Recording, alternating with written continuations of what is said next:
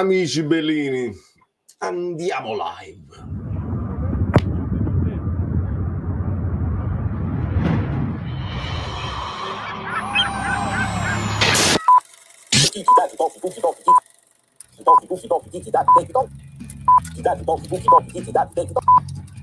What the fuck? Partire nessuno. Sicuro, sono sicuro.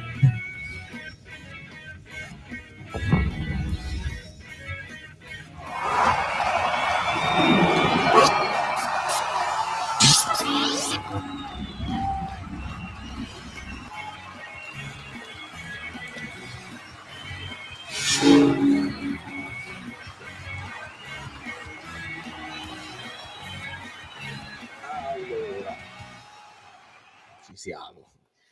Potete perdonarmi, non sono riuscito a farla l'analisi tattica. Se volete, insomma, mi scrivete, la recuperiamo domani, vediamo. Però ci sono le notizie di calciomercato che sono più pressanti, onestamente. Nell'analisi degli screenshot, sì, però essendo una partita il Modena che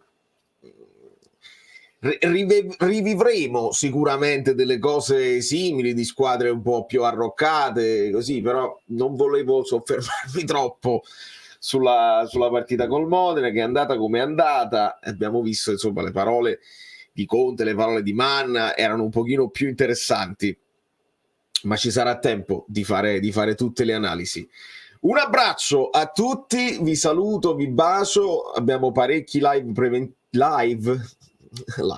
preventivi, come ci dice Polly. Bentornata Polly, nuovo account, seguite Polly sul suo canale YouTube, che posta comunque sempre, come postava prima, li riposterà nuovi contenuti sempre a tema Napoli, molto interessanti. Buonasera allo Scoppiatos, buonasera Danilo. Se prendessimo noi Omorodion, sai, il problema lì è la nazionalità. Se lui è un altro che gioca per la nazionale nigeriana, ricominciamo da capo. Purtroppo De Laurentiis sugli africani ha detto che non li voleva prendere più, quindi non lo so se il Napoli è interessato a operazioni del genere.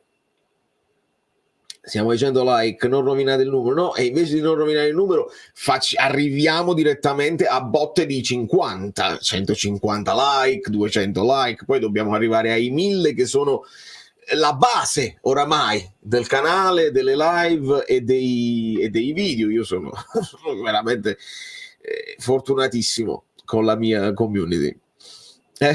101 alla grande. Buonasera Eddie. Una stampa assoggettata, timida e impaurita, Conte personalità e carattere per rappresentare le esigenze di una tifoseria esigente. Sì, sicuramente è così. È fatta, Maurizio, ti riferisci a... Perché ci sono parecchi nomi che in questo momento sono praticamente fatti, e sono quelli che abbiamo fatto da parecchie settimane, tra Brescianini. Adesso si continua a parlare di Neres, si deve parlare per forza di Lukaku. Stiamo sentendo di operazioni anche fantasiose con inserimenti di giocatori, perché a quanto pare l'unico modo per uscirsene è convincere poi il Chelsea a prendere Osimhen. Essendo saltato Morodion, se non fanno Joao Felix, il ritorno di Joao Felix, il Napoli potrebbe provare.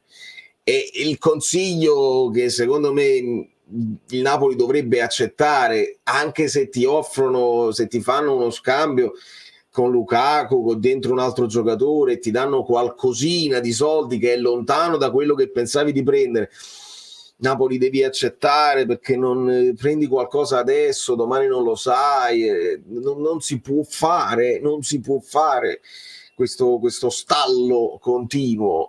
Ci hanno raccontato delle cose che non corrispondevano alla realtà, quindi bisogna andare, bisogna accettare. E ho detto più volte, il problema di Osimhen non è tecnico, tattico, il problema di Osimhen è caratteriale, e l'abbiamo visto pizzicato in discoteca, che va, si sente, si vede registrato da qualcuno col telefonino, va, aggredisce, e purtroppo sono atteggiamenti che le altre squadre, i top club, quando devono andare a spendere un centinaio di milioni, ci ragionano su, e quindi non mettono solamente sul piatto quello che ti può dare in campo, ma quello che può succedere fuori dal campo. È inevitabile che tutti ci ragionino. Vedo anche il grandissimo Gio TV, Latte Più, buonasera e buon campionato anche a te, amico mio. Le parole di Conte in conferenza pesano come un macigno, alibi, canta Vasco Rossi. Quindi Omorodion spagnolo. E allora ragazzi, sì, se è accettato, perché lui è di origini nigeriane, molti possono poi decidere con la nazionalità, con la doppia nazionalità. Se è nazionale spagnolo, potrebbe essere una soluzione più alla Napoli, se ragioniamo su quelle che sono il ragazzo, sai, di prospettiva, che può esplodere, lo compri a un certo costo e poi magari ti valorizza e lo puoi rivendere, rispetto a Lukaku che non puoi rivendere più. Un ingaggio più, secondo me, se lo proponete della Redis dice di sì a questo punto, però bisogna capire due cose. Uno, Omorodion vuole venire a Napoli? Perché noi facciamo sempre perché non ci pigliamo a quello, e dobbiamo sempre parametrarci con il terzo punto che ci ha detto Conte: giocatori che devono accettare di venire in una squadra che non gioca le coppe. Attenzione, quindi Omorodion vuole venire al Napoli dopo aver assaggiato la possibilità del Chelsea? Prima domanda. Seconda domanda: a Conte sta bene Omorodion o vuole per forza Lukaku? Quindi questo è l'imbarazzo in cui si trova il Napoli in questo momento. Un abbraccio Giuseppe, Nando, Gianluigi. Brescianini darà del filo da torcere ad Anghissà? E questa è una domanda importante. Nel frattempo ringrazio Nando, e qua, vedi, questa è una di quelle cose di cui parlavamo prima, no? Di queste possibilità un po' fantasiose di mercato con gli scambi, eccetera eccetera. Ora, quando si dice Cialobà, io non ho seguito insomma le ultime annate così, ma Cialobà, non stiamo parlando del centrocampista che è passato nel Napoli, ma stiamo parlando di un difensore che nel Chelsea io me lo ricordo anche titolare per un periodo. Il difensore Kepa, Cialobà, Lukaku, Quarandra, Mioni, per il simpatico Mioni, gli ci credo. Allora, Kepa, capitolo Kepa, io non credo che Meret voglia essere messo in discussione di nuovo, non lo so com'è la situazione lì. Parate il rigore, vi vengo a prendere a 1-1, eccetera eccetera. Se il Napoli riesce a fare tutta un'imbarcata, cioè in una trattativa riesce a sistemare tutto, nel senso ti aggiungi un difensore, Cialobà, che può dirottare Di Lorenzo sulla fascia, ti aggiungi Lukaku che ti sostituisce Osimhen, ti aggiungi il portiere, così poi devi capire cosa ne vuoi fare di Meret, perché Meret poi va a scadenza, e quindi siamo di nuovo alla situazione di fai un altro rinnovo per poi venderlo e poi non arrivano offerte. Qualcuno è interessato a Meret perché l'unico nome che era uscito era la Fiorentina, e la Fiorentina poi è andata su De Gea. A livello di fantacalcio, no? Di football manager, tutto si può fare, poi devi andare a vedere se effettivamente questi giocatori e i relativi ingaggi, perché questi tre e tutti i giocatori in generale che vengono poi dal Chelsea, non per forza la Premier, perché dalla Premier stiamo pigliando Gilmour, dalla Premier abbiamo preso altri giocatori, ma giocatori che vengono dal Chelsea di solito come ingaggi sono belli alti, quindi vediamo se si può fare, ma la vedo un po' difficile. Non si caricava la live, mamma mia, una tragedia assoluta. Spero che tutti abbiano risolto, spero che tutti siano iscritti. Controllate di essere iscritti, ragazzi, al canale, perché ogni tanto YouTube fa gli scherzetti e si iscrive. Voi comunque vedete i video, però poi dovete iscrivervi di nuovo. Popovic che fine ha fatto? Si chiama così assolutamente, dirottato in primavera. Abbiamo visto oggi al taglio di capelli con il barbiere della primavera, dovrà farsi un po' le ossa di primavera. Altro giocatore che ci avevo detto, quello sì che è l'acquisto geniale. Acquisto geniale. Giovanissimo, per carità, però dato al Monza non ha visto il cambio, è arrivato, ha fatto un pochino di mar, poi subito via, questo non serve, via. E evidentemente non è un predestinato alla Totti che a 17, a 16, 17 anni esordisce in Serie A. Ci vorrà del tempo, dovrà crescere, dovrà farsi le ossa fisicamente, fare il confronto con un campionato importante. Primavera non è che è un campionato importante, però altro acquisto che insomma va valutato più in là, diciamo così. Allora, ma perché il Napoli adesso non può dividere i compiti dai due portieri? Non ho capito che intendi, Rolando. Perché il Napoli non può dividere i compiti dai due portieri? No, spiegami meglio, perché non ho capito che intendi. La questione Osimhen di Alliel, lui la deve risolvere anche perdendo soldi. Il mercato gli sta dicendo che Victor non vale i soldi sperati. Calenda l'ha fregato, stop. Paolo da Gulf Shores.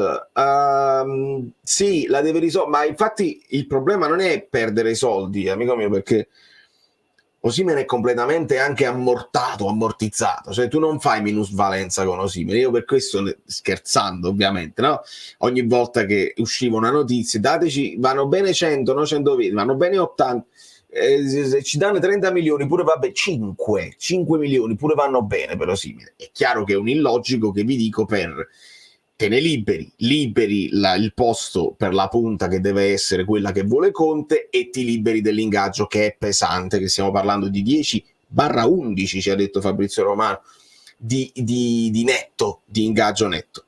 Quindi il Napoli non è che ci perde, quello che perdi è una somma di denaro che pensavi di avere a bilancio da reinvestire sul mercato, anche in più riprese, anche in più finestre di mercato. Se te ne entrano 100-120 puoi fare un bel mercato più volte con le riserve, eccetera eccetera. Poi ci hanno anche raccontato che il Napoli c'ha le riserve, c'ha i soldi, una volta fatto Buongiorno che doveva essere il sostituto di Kim ed è arrivato con un anno di ritardo, ci siamo un attimo frenati. Contemporaneamente però ricordo sempre a tutti, il Napoli deve anche fare i conti con le liste. Tu puoi comprare, puoi avere le disponibilità economiche, ma non puoi arrivare a una lista che sfonda i 17 degli over 22 senza vincolo, perché altrimenti poi gli altri giocatori non li puoi iscrivere alla lista, li paghi, tieni dei giocatori inutili, scontenti, e fai la fine di Dem. E già si parla di Mario Rui, se non trova la storia, che dovrà essere praticamente deve finire fuori lista per liberare i posti per quelli che devono arrivare. Quindi il Napoli non si può muovere, e mi rendo conto è stata un'operazione che è stata descritta come capolavoro assoluto. Purtroppo siamo al 12 agosto, mancano 6 giorni all'inizio, la stagione nostra è già cominciata, ma mancano 6 giorni e dobbiamo risolvere in fretta tutte le situazioni. Io veramente l'unica cosa che mi sento di dire su Osimhen, se il Paris Saint-Germain veramente ti aveva offerto 80 e se veramente il ragazzo aveva alla fine accettato il Paris Saint-Germain, tu dovevi dire di sì assolutamente. Se poi invece il Paris Saint-Germain è rimasto freddo perché voleva Kvara, voleva la coppia, entrambi, eccetera, eccetera, e solo Osimhen non lo voleva, è un altro paio di maniche. Poi magari il Napoli ha aspettato sperando di qualche offerta dall'Arabia, ma Osimhen l'accetta l'offerta dall'Arabia, sperando che magari qualcun altro si sveglia.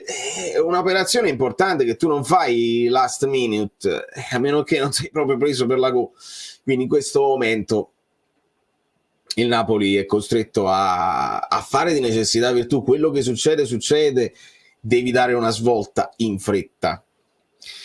Secondo il Napoli, o forse secondo te, il Napoli cercherà un difensore per vedere Di Lorenzo esterno di centrocampo o un esterno e quindi Di Lorenzo braccetto. Mazzocchi non può essere titolare. Io sono d'accordo con te, Mario.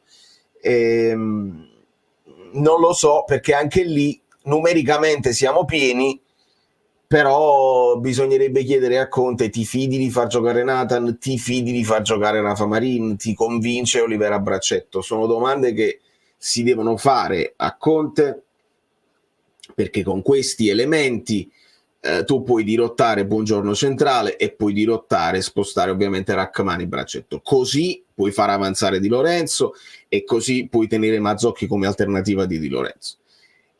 altrimenti come voci di mercato si sta parlando anche di un esterno, di un quinto, quindi aspettiamo, rimaniamo possibilisti. I nomi che si sono fatti, si era fatto il nome di Wanderson, quindi essendo anche la stessa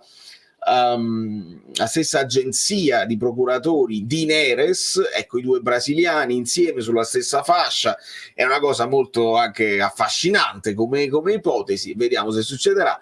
Abbiamo visto che in momento di difficoltà, quando poi devi andare a far gol, che stai nelle strette, Conte lo mette Ngong sulla fascia. Non credo sia un'operazione che Conte fa a inizio partita, vedere subito Conte Ngong quinto, però è una cosa che si può fare quando devi aggiungere elementi di qualità alla squadra. Alberto: ciao carissimo, questa settimana voglio vedere tutte le chiusure, è davvero il caso. Altro tema, la sensazione che i miei messaggi non compaiono in chat. Ho scritto qualcosa, controlla se la vedi. Caro Albe, prima di tutto grazie sempre. Vedo Stream Element, fammi vedere, scorro un po' all'indietro e vedo Francesco, Edoardo, Danilo, Alessio. Tornando un po' indietro non vedo un tuo messaggio in chat, quindi questa è una cosa da sistemare. Come mai? Cioè tu scrivi, te lo invia e poi non lo leggi? Prova a scrivere anche adesso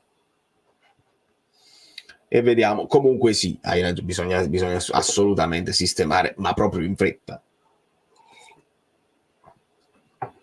Se venisse spostato Politano esterno e Neres a fare l'ala, allora Neres la deve giocare sotto punta tra i due trequartisti, Kvara, Neres, Lukaku, per capirci, e lì deve giocare proprio nella zona in cui sta giocando Politano esterno è una soluzione, esterno, diciamo esterno quinto, no? Sempre quelli là di fascia, di banda, è una soluzione all'Angong che secondo me non convince al 100% Conte, che si può fare in emergenza quando stai attaccando, però preferisco sempre Ngong. Ripeto, perché non tutti poi vedono tutti i video e mi rendo conto, Ngong è più attaccante, Ngong deve stare vicino alla punta. Adesso noi stiamo puntando su Neres, quindi anche Ngong perde minutaggio lì in zona Lukaku, dove devono dialogare, e Ngong deve tirare in porta, perché quello ci ha fatto vedere che c'ha il tiro in porta, idem Raspadori. Quindi mettere questi qua sulla fascia non è ideale, ragazzi, soprattutto già ce ne hai uno a piede invertito, Spinazzola, che va all'interno. L'altra fascia io la preferirei col piede giusto, che possa mettere qualche cross, perché quando arriva Lukaku devi poter mettere i cross. Non stiamo parlando più di Raspadori, ma di uno che di testa può impattare, o comunque può impegnare i difensori che in una spizzata, in un recupero volante, possono lasciare un pallone lì vagante e devono arrivare gli altri a rimorchio. Quindi questo è la situazione tatticamente. Ngong non ha fatto il quinto, ha cambiato modulo, ha messo il 4-2-4 e vabbè, Lizard, ma che cambia? Che cosa cambia? Quando tu mi parli di 4-2-4 o stiamo con il 4, con il 3, 4-2-1, perché sta così. È chiaro, quando entra pure Khedira con Simeone nel finale va bene, ma non stai più difendendo nulla. Quindi anche se stai a 3 e invece che a 4 con i terzini, e stai con il quarto che poi è il quinto di centrocampo, stiamo attaccando solamente, non cambia nulla. È un po' come il discorso del 4-2-3-1 che è un 4-4-2, perché le due ali esterne, che sono gli attaccanti del 4-3-1, comunque sono dei centrocampisti aggiunti di fascia, quindi veramente cambia pochissimo. Ragazzi, con i numeri, con i numeretti e con i moduli ci dobbiamo divertire senza dubbio, poi però dobbiamo guardare le posizioni medie dei giocatori. È inutile dare delle sentenze sui numeri. Qualcuno già sta cominciando a farlo, cioè quando ho sentito la domanda di Panucci, ma quel 4-3 ha ribadito anche Pistocchi in un post su Twix, dove dice 4-3, però il Napoli ha sempre fatto il meglio della sua carriera, 4-3. Non ricominciamo con questa cosa che il Napoli può giocare solo 4-3. Se hai un allenatore bravo, e Conte è un allenatore bravo, se gli dai delle direttive di gioco, tutti i numeri vanno bene.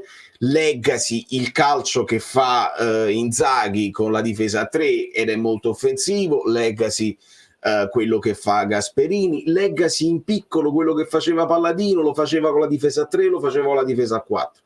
Il Bologna di Thiago Motta, difesa a 4, però un difensore andava in avanti, diventava un centrocampista aggiunto, lo facevamo anche con Spalletti, con Di Lorenzo, quindi i moduli li dobbiamo sempre leggere poi in fase difensiva, ed è in fase difensiva che tu leggi che il Napoli ha 5 difensori, i 2 centrocampisti centrali, i 2 trequartisti della punta che vengono ad aiutare i centrocampisti e la punta finale. Ma quanto il Napoli starà in fase difensiva dipende dagli avversari. Ecco, poi nello sviluppo possiamo inventare tutti i numeri che vogliamo.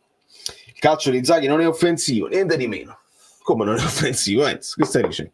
È molto offensivo. Vai a vedere quando poi sviluppano. Non sottovalutate l'Inter, ragazzi. Io spero che voi l'abbiate guardata bene l'Inter dell'anno scorso.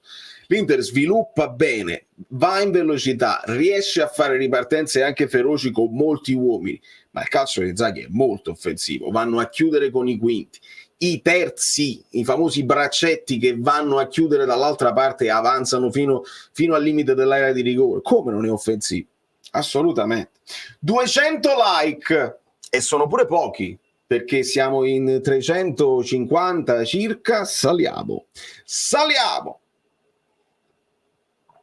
Allora, non capisco perché ha tolto Raspadori quando ha messo il 4-2-4 5 minuti dopo. Raspa è perfetto per giocare in 2 attacco, si poteva saltare.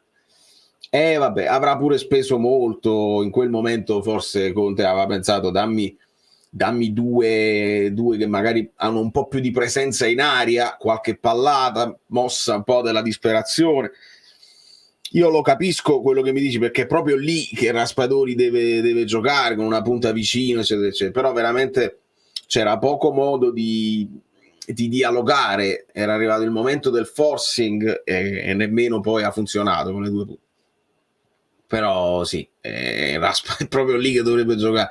Non lo so, io continuo a pensare che l'idea di andare a 3-5-2 si può accarezzare, però poi sono molti giocatori che ti diventano inutili. Lo stesso Neres, se poi deve giocare uno tra Neres, Kvara, Politano lo perdi, Ngong lo perdi.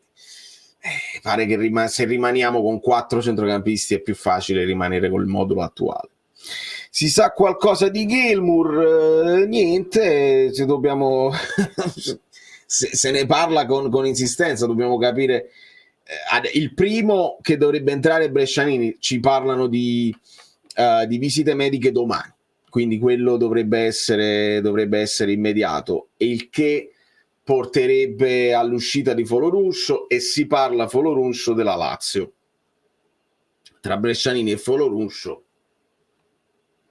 più o meno, voglio dire, è un giocatore che secondo me anche fisicamente si fa rispettare. Bresciani, un giocatore, sai, quelle operazioni alla Napoli che non lo paghi troppo, sposta tantissimo. Non credo che sia un giocatore che al suo arrivo mette in discussione Anghissà. Non so chi l'aveva scritto, mi pare lo stesso Nicola, che Brescianini praticamente deve portare Anghissà a dire o giochi, altrimenti non credo che automaticamente lo metta in discussione.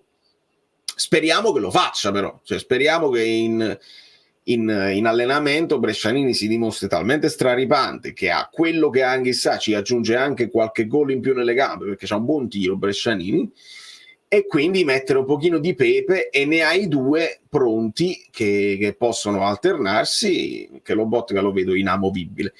Io pensate che con l'arrivo pure di Gilmour, che è molto simile a Lobotka anche fisicamente, io terrei Lobotka in campo con Gilmour. Anche il doppio con Lobotka Gilmour si può fare, pur di dare un po' di pepe ad Anghissà e dire ragazzo devi fare il massimo, devi farci rivedere quell'Anghissà iniziale, perché altrimenti ha giocato malissimo contro il Modena, non ha giocato malissimo, però alcune cose di recupero, alcune cose bucate, e quindi si deve fare di più, si deve fare sicuramente di più.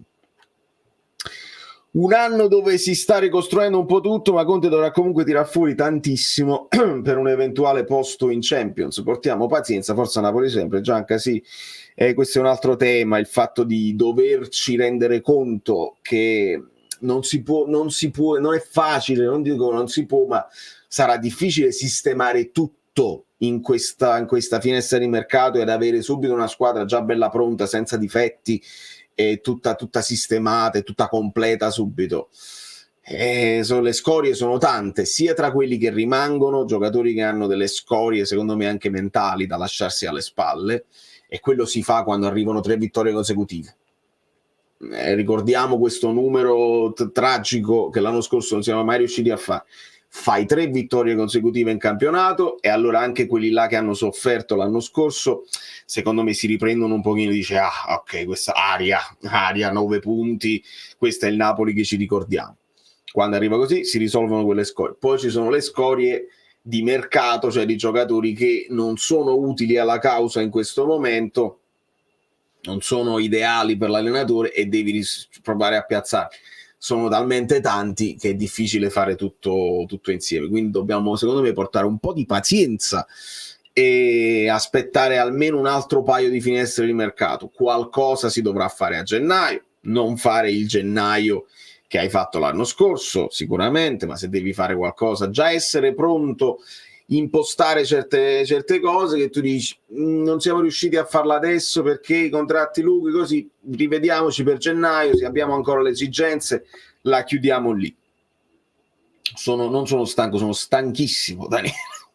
Dormito pochissimo, però volevo andare live lo stesso perché non avendo avuto modo di leggere i vostri messaggi dopo la partita, ogni promessa è debito e quindi sono veramente a pezzo, che ho dormito poco, tenevo da fare, ecco perché non è arrivata nemmeno l'analisi tattica oggi, ma andavamo live e quindi tutto a posto.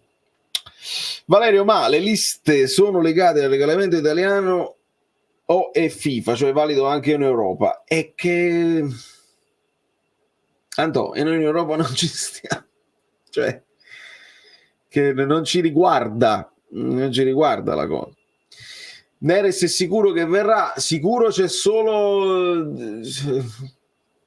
di sicuro c'è solo, volevo dire lo bot, ma cioè nel senso di sicuro non c'è nulla, amico mio. L'interessamento è reale, si può dire, non c'è stato nemmeno la smentita di facciata che il Napoli ogni tanto fa, no? Ha preso per esempio Hermoso, ha detto non ci interessa, il pur bravo Hermoso non ci interessa, in difesa non arriva nessuno. Poi le smentite vanno prese per quelle che sono, però su Neres si parla insistentemente, hanno parlato fonti autorevoli, quindi io mi fido che si vuole fare e te la spieghi con quella mancanza di qualità di cui abbiamo parlato un pochino per tutta l'estate. Sai, è una squadra che ha perso nei mesi, hai perso Elmas, hai perso Zielinski, a centrocampo quelli che fanno girare bene il pallone, che la stoppano, che puliscono le palle sporche, che sanno fare il penultimo passaggio, che ti portano in avanti il pallone. E Neres è quello che ha il dribbling, che ha un pochino di attitudine a fare la finalizzazione, anche la rifinitura, quindi un po' quel giocatore lì che evidentemente Conte prova a farlo con Politano, convince a metà probabilmente. Lo stesso Ngong, lo stesso Raspadori, poi sotto punta l'abbiamo visto zero perché l'abbiamo più visto punta per esigenze. Kvara non si tocca perché è quello che è un pochino più talentuoso rispetto a tutti gli altri, però aggiungerne un altro secondo me è una necessità. Grazie mille Mario, un abbraccione, apprezzo molto. Per me andrebbe preso anche un esterno sinistro perché Spinazzola 38 non te le farà mai. Sì, Christian, sono d'accordo, al di là delle 38 non te le farà mai. Io mi rendo conto che all'interno della partita stessa Spinazzola poi non è detto che regge fisicamente l'impatto dei 90 minuti, dipende dagli avversari, dipende da quando ti fanno rincorrere, anche che stiamo parlando tutte le partite che abbiamo fatto finora.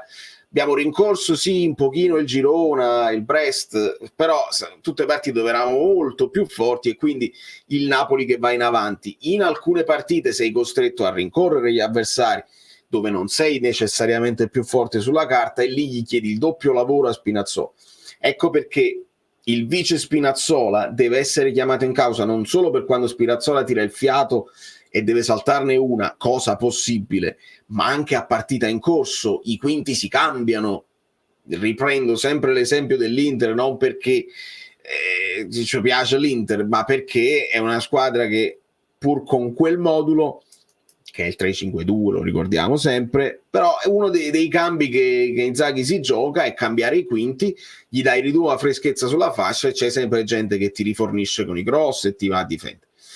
Quindi sì, un esterno sinistro, magari, ma in questo momento se il Napoli cede Zerbin, ritorniamo al discorso delle liste, Zerbin è lista vivaio Napoli, non liberi un posto e quindi devi comunque toglierti Mario Rui che doveva liberare un posto già per altri giocatori, quindi in questo momento è proibitivo pensare anche a un esterno sinistro. In teoria, se proprio vai in difficoltà, è Oliveira, perché puoi mettere per esempio un Nathan dentro, puoi mettere un Rafa Marin dentro, lo fai scalare in difesa e sposti Oliveira avanti. In questo momento io intravedo un Napoli che non ha delle coppie ben definite, ma ha vari giocatori che può spostare nelle varie pedine. Non è il mio modo di impostare una rosa preferito, preferisco che ognuno, perché poi va a finire che c'è quel fatto mezzo e mezzo, lavoro da braccetto, mi alleno come braccetto, poi mi chiamano a fare l'esterno, si può fare, sono giocatori, sono professionisti, però sarebbe meglio non farlo, anche negli allenamenti, nelle contrapposizioni. Avere Neres, Politano e Ngong non è come mangiare con 3 forchette, ma la forchetta magari quella di Giuffre non potremmo sì, nel senso che anche lì c'hai poi un terzetto, un doppione di troppo, siamo d'accordissimo. Altra domanda, ce l'ha mercato Politano che prende 3-2 netti? Lo riesce a trovare un acquirente Giuffri oppure uno che nella sua carriera ha sempre preferito alla fine ottenere i rinnovi con le squadre con cui già c'hanno, perché non li muove molto i suoi giocatori, se voi andate a vedere nella carriera di Giuffri, poi magari litigano e se ne devono andare, però anche lì non si potrebbe, certo che si potrebbe, ma si può fare, potrebbe sì, ma si può? Effettivamente qualcuno lo vuole? Capito? Idem, altra domanda giusta, sta solo Lukaku. Sì, magari, assolutamente, domanda legittimissima, ce ne sono di attaccanti, figuratevi se non ci sono, li abbiamo sciorinati tutti, tra Gyökeres, tra Gimenez, quelli là che si conoscono, poi ce ne saranno anche altri che non si nominano ma che sicuramente possono fare al caso nostro, delle nuove scoperte, dei giocatori che si sanno nell'ambiente ma non lo sanno il grande pubblico, quindi noi citiamo quelli che sappiamo, Gyökeres, Gimenez, Dobbik è andato alla Roma, altri si sono mossi, Alvarez, no? Nel mio sogno ideale Julian Alvarez, poi abbiamo visto che ti viene a costare 70 più 25 praticamente di bonus, così 100 milioni. Se tu avessi venduto Osimhen per 120 potevi anche pensare di fare, ma poi devi vedere che ingaggio vuole Alvarez e devi vedere se vuole venire a Napoli a non fare le coppe, quindi siamo sempre lì. Se poi Lukaku, che 31 anni è buono, comunque è decisissimo, perché la sua sintonia con Conte è talmente alta che accetta di scendere, anche di abbassarsi un po' l'ingaggio, di scendere a Napoli e di venire a lavorare con un allenatore che conosce a memoria e che lo ha valorizzato, prendiamoci questo di buono dalla trattativa, che è già mentalizzatissimo per fare quello che deve fare, e accettiamo per una volta un nome, perché Lukaku è un nome, e sperando che il nome faccia bene e che non sia solamente un nome, no? Che il nome, hai il nome perché hai la carriera alle spalle, hai la tua età, mentre molto spesso il Napoli prende un non nome che però ha il talento e ti esplode in casa e ne fai buon pro. Speriamo che vada bene il nome in questo caso. Allora, senza i quinti che segnano, Mazzocchi figuriamoci segna, ha avuto l'occasione, pure ieri ha tirato alto, e ieri insomma quando è stata la partita. Spinazzola 3-5 gol al massimo e senza un centravanti da 20-25 la vedo difficile arrivare tra i primi 4. Sì Dario, la considerazione è giusta, sai perché? Perché quando mi si parla per esempio di Zielinski, mo lascia stare che Zielinski non ha avuto un grande apporto l'anno scorso a livello di assist e di gol, però come qualità la mezzala offensiva che ti dovrebbe portare un poco gol. Zielinski non viene sostituito perché in quella zona noi cambiamo modulo, quindi noi praticamente aggiungiamo un difensore al posto di quello che era Zielinski. Ecco che il difensore ti può portare qualche gol in più magari sui calci piazzati. Difficile immaginare altro tipo di spunto tecnico-tattico dai difensori. Calcio piazzato, sembra che siamo abbastanza piazzati proprio fisicamente per saltare a rete.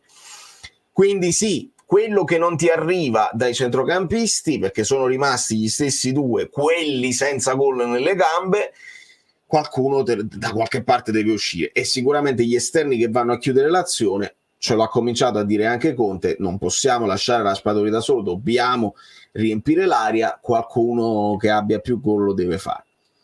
Di Lorenzo ce li ha questi gol? Di Lorenzo 2 o 3 gol nelle gambe a stagione ce li ha, non di più generalmente. Vediamo se da quinto magari ne può aggiungere un paio. Sì, sempre sì, giocherà quinto. Sono un po' tutte le italiane ad avere difficoltà in questo mercato, chi per un motivo, chi per un altro ovviamente. Valentino, è giusta la tua considerazione? Leggevo un'altra domanda dove mi si chiedeva della Juventus, si può ragionare sul Milan, sulle cose che pensavano di fare e che non hanno fatto. Mi piace che però si dica sono tutte le italiane ad avere difficoltà e che non si dica il mercato è bloccato per tutti, perché non è vero. Se vi guardate un pochino in giro in Europa, sì, la Premier spende di meno. Insomma, quando poi andate a dire l'Arsenal non si è mosso, non è vero, perché l'Arsenal fa il riscatto del portiere, che mi pare già solo il portiere era 30 milioni, più Calafiori 50 milioni, non si è mosso l'Arsenal. È una squadra che comunque già sta messa molto bene, può puntellare, e quando puntella con grandi acquisti, quindi si muove il mercato. Adesso lo stavo vedendo il Manchester United con De Ligt e con Mazraoui, quindi si muove. Non vi preoccupate che si muove. In Italia è diverso, in Italia è più difficile, le difficoltà sono evidenti. Allora, nutro dubbi anche su Rachmani, svogliato già dall'anno scorso. Beh, l'anno scorso sì, male. L'anno scorso molto molto male. Non lo so se è una questione di essere svogliato, perché secondo me sono sfumature mentali lì. Puoi staccare la concentrazione per un microsecondo ed essere fatale. Automaticamente noi pensiamo non è deconcentrato, non se ne frega, è svogliato.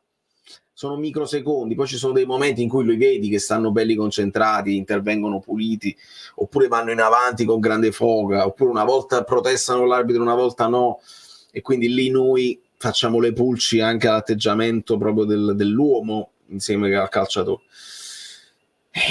Rachmani l'abbiamo definito all'epoca il difensore normale. Se Rachmani torna a fare il difensore normale in una situazione di normalità, ti può rendere bene, secondo me, da centrale e da braccetto. Secondo me può andare bene in entrambe le fasi. Non sarà mai un eccellente, cioè che tu dici sta arrivando la palla in aria, è sua. No, che lo abbiamo visto che alle volte su qualche calcio piazzato di testa soffre, alle volte si fa saltare, in impostazione non è eccellente, è proprio perché dico normale, che poi è un pochino quello che Conte ha detto con la parola medio, è proprio quel giocatore lì. Quindi in un contesto dove tutto funziona, Rachmani ci sta bene e può andare bene. In un contesto in cui le cose traballano, Rachmani non ti salva.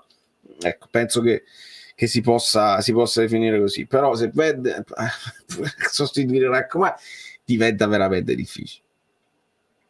Anghissà dà sempre l'impressione di passeggiare sul campo anziché dare l'anima, ma secondo me è una questione di movenze che inducono a ritenere lo scarso impegno. A me non è dispiaciuto col modo.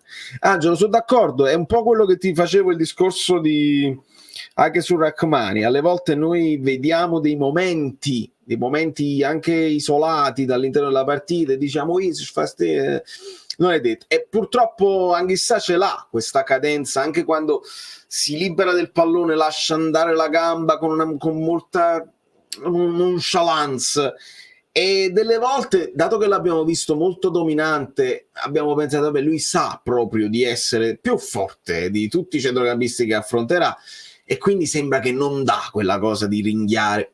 Però quel ringhiare, questione di movenze, tu lo avrai da Allan, lo avrai da un Gargano, lo avrai da altri giocatori che hanno quel modo di aggredire il pallone. Da Anghissà è difficile, anche per come è alto, per come è strutturato, è difficile vederlo fare dei movimenti scattosi addosso all'avversario. Ci andrà a contrasto, ma sembrerà sempre un po' blando come attacco al pallone. Allora, credo che la scelta migliore possibile sarebbe Dorgu, 19 anni, quindi ottimo per le liste, giustissimo, vice Spinazzola, Scali, Olivera, Braccetto e poi rimettere Di Lorenzo esterno e scongiuriamo Mazzocchi titolare.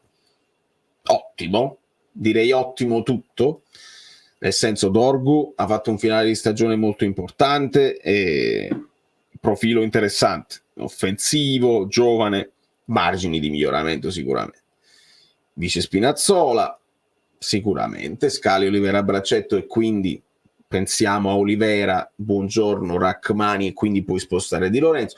Molte cose si sistemerebbero con la scelta di Dorgu in entrata, devi sistemare ovviamente per le liste, siamo alle solite, va bene Dorgu, però abbiamo ancora i vari Nathan, Juan Jesus là da sistemare, però sì, come operazione in entrata la vedo interessante.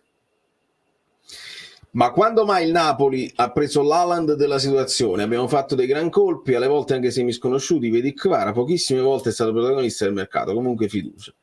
E vabbè, l'Holland della situazione l'hai preso più o meno con Cavani. Con Cavani l'hai preso perché è quello che hai speso una cifra, intorno quando fu 16-17 milioni se non mi sbaglio all'epoca, una cosa del genere, in esplosione, però non aveva fatto intravedere le sue forze, però era un po' dirottato, era meno punta, più dirottato sulla fascia, preso, messo bene, messo in condizione, e poi ti è esploso alla Holland, nel senso che Cavani rappresentava un po' la punta più forte del momento. Poi un peccato quasi che sia andato al PSG nel momento culmine della sua carriera, probabilmente in Spagna o magari in Premier avrebbe potuto fare ancora di più, però secondo me lì. Però è chiaro, ti faccio un esempio con Cavani, non sempre il Napoli è riuscito a farlo. Poi l'esempio Kvara, che è giusto, non escono sempre, non riescono sempre col buco, perché tu puoi dire hai preso Kvara che era giovane, semi sconosciuto e ti è andato bene, il Napoli deve fare sempre così. Sempre funziona, perché hai preso Nathan giovane, semi sconosciuto, non è andato bene. Quindi non sempre funziona, non sempre esiste una sola regola e una sola legge di mercato. Dice noi ci comportiamo sempre così, funziona sempre oppure non funziona mai, quindi cambiamo. Alle volte devi un pochino variegare, devi cambiare strategie, essere pronto a prendere anche il giocatore un po' più affermato, il giocatore che meno affermato ma che sai che ha la potenzialità, e devi anche sperare in un po' di mazzo, ragazzi. Io rifletto sempre sulla carriera che ha avuto Lavezzi, è arrivato un pochino, sai, in sordina, un po' in sovrappeso, così poi fa quei 3 gol in Coppa Italia, prende fiducia, prende il bello del San Paolo dell'epoca, il tifo, così, e poi diventò imprendibile. E alle volte una partita ti può cambiare l'effetto, l'impatto con la stagione e con la squadra, e campi poi da lì e vai a seguire. Un po' di mazzo secondo me è importante. Vargas è un altro che doveva esplodere e che non ha funzionato, quindi ci sono parecchi esempi da fare sia in un senso che in un altro. Ciao Matti, anche da Valerio, un abbraccio a Matti, un abbraccio a tutti, alla grande. Kvara sotto questo punto di vista ci ha fatto male l'anno scorso ad ogni giocatore che veniva accostato. Ma se Kvara, hai ragione, è proprio quello che dicevo Eddie, cioè non è detto che poi tutte le cose funzionano. Va bene come concetto, idem si può parlare no, uscendo un attimo dal Napoli, il sistema Atalanta che funziona sempre, eccetera eccetera. Per esempio hanno preso uno l'anno scorso, che era l'esterno Bakker, che doveva fare anche lui chissà quale esplosione, così ha giocato pochissimo. Poi magari quest'anno, se vuole riprendere, non lo so, se è ancora nel giro, magari un anno di adattamento ed esplode più tardi. Però non è detto che tutti quelli che poi ha preso l'Atalanta, sistema Atalanta, funzionano benissimo. Ci sono stati anche dei buchi nell'acqua, come li fanno tutti. E fa il buco si può fare il buco nell'acqua con il grande giocatore, o si può fare il buco nell'acqua anche con quello più giovane di prospettiva. Allora, a chi l'ha visto domani danno Meluso, l'abbiamo almeno salutato? No, non è stato salutato almeno ufficialmente, niente. Ha fatto un paio di interviste, ma vale. Però per Frank, a mio giudizio, bisogna aspettare un po', in quanto non è ancora in forma, in quanto è grosso e lungo, per cui è ancora sulle gambe. Sì, quelli là che sono un pochino più grossi ci mettono un po' di tempo a carburare, ad arrivare alla brillantezza massima. Angela, non vorrei dare un alibi alla chissà, però cioè, Anghissà si è fatto tutto il ritiro e adesso, per come poi il grande staff, Rongoni non c'è più, quindi tutto a posto, adesso dobbiamo essere pronti tutti, dobbiamo aver smaltito e mancano 6 giorni all'inizio del campionato, puoi arrivare un pochino con le scorie alla partita di Coppa Italia perché non te ne frega niente, magari, va bene, per adesso dobbiamo essere tutti pronti. Il problema che mi viene in mente è quello di Lukaku, perché anche Lukaku è bello grosso, non è che sta nella panza, sta in forma, però è bello grosso, anche lui deve essere tirato a lucido. Peccato non averlo avuto a disposizione, sia per farlo dialogare coi compagni, sia per arrivare con il ritmo già del ritmo della partita, con il ritmo della squadra, perché se uno va a una velocità e la squadra va a un'altra, è un peccato. Quindi quando arriva Lukaku sarà sempre troppo tardi, sarà comunque troppo tardi e bisognerà metterlo al pari con i suoi compagni.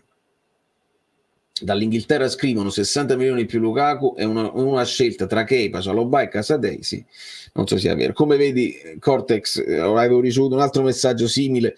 Invece di Casadei chi portava? Un altro, Kepa, Chalobah più Lukaku, quindi tutti quanti, un altro l'aveva messo tutti insieme senza Casadei.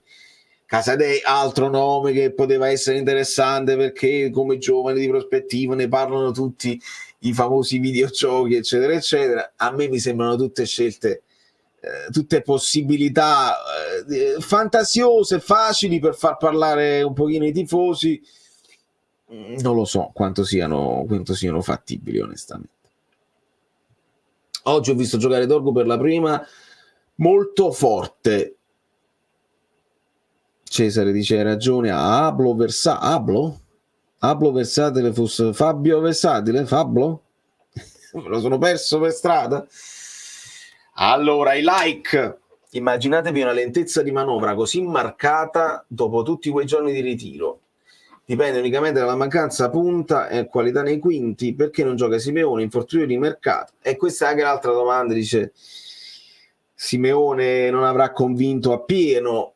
Tu dici se ti serve la punta un pochino più strutturata fai giocare Simeone, non fai giocare Raspadori. Evidentemente nella ricerca della qualità forse Raspadori ti dà qualcosa in più nel dialogo con i compagni e già puoi dire puoi fare una previsione. Il Modena non ci dà la profondità perché stanno tutti arroccati belli in attesa.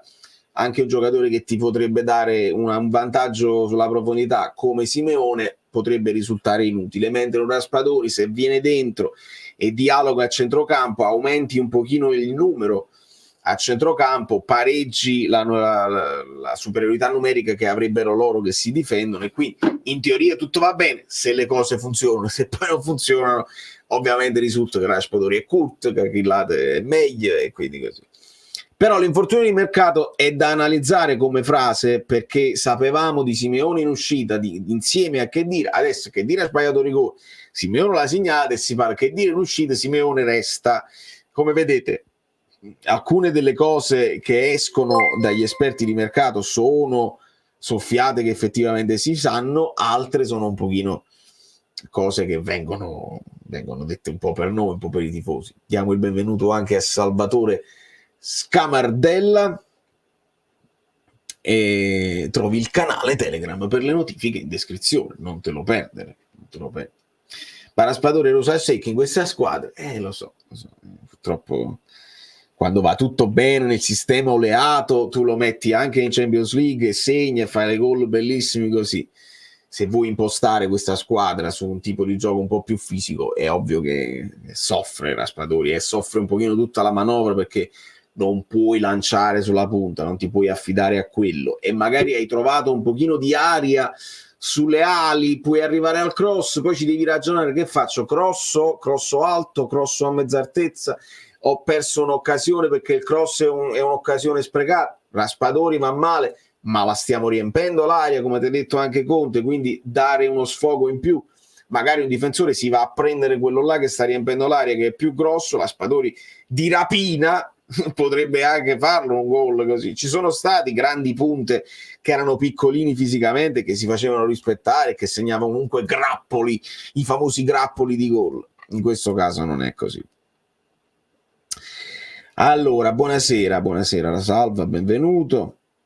John Cena si accende giustamente le cose con i dollari, stiamo a posto. 300 like, brava Polly, bravi voi.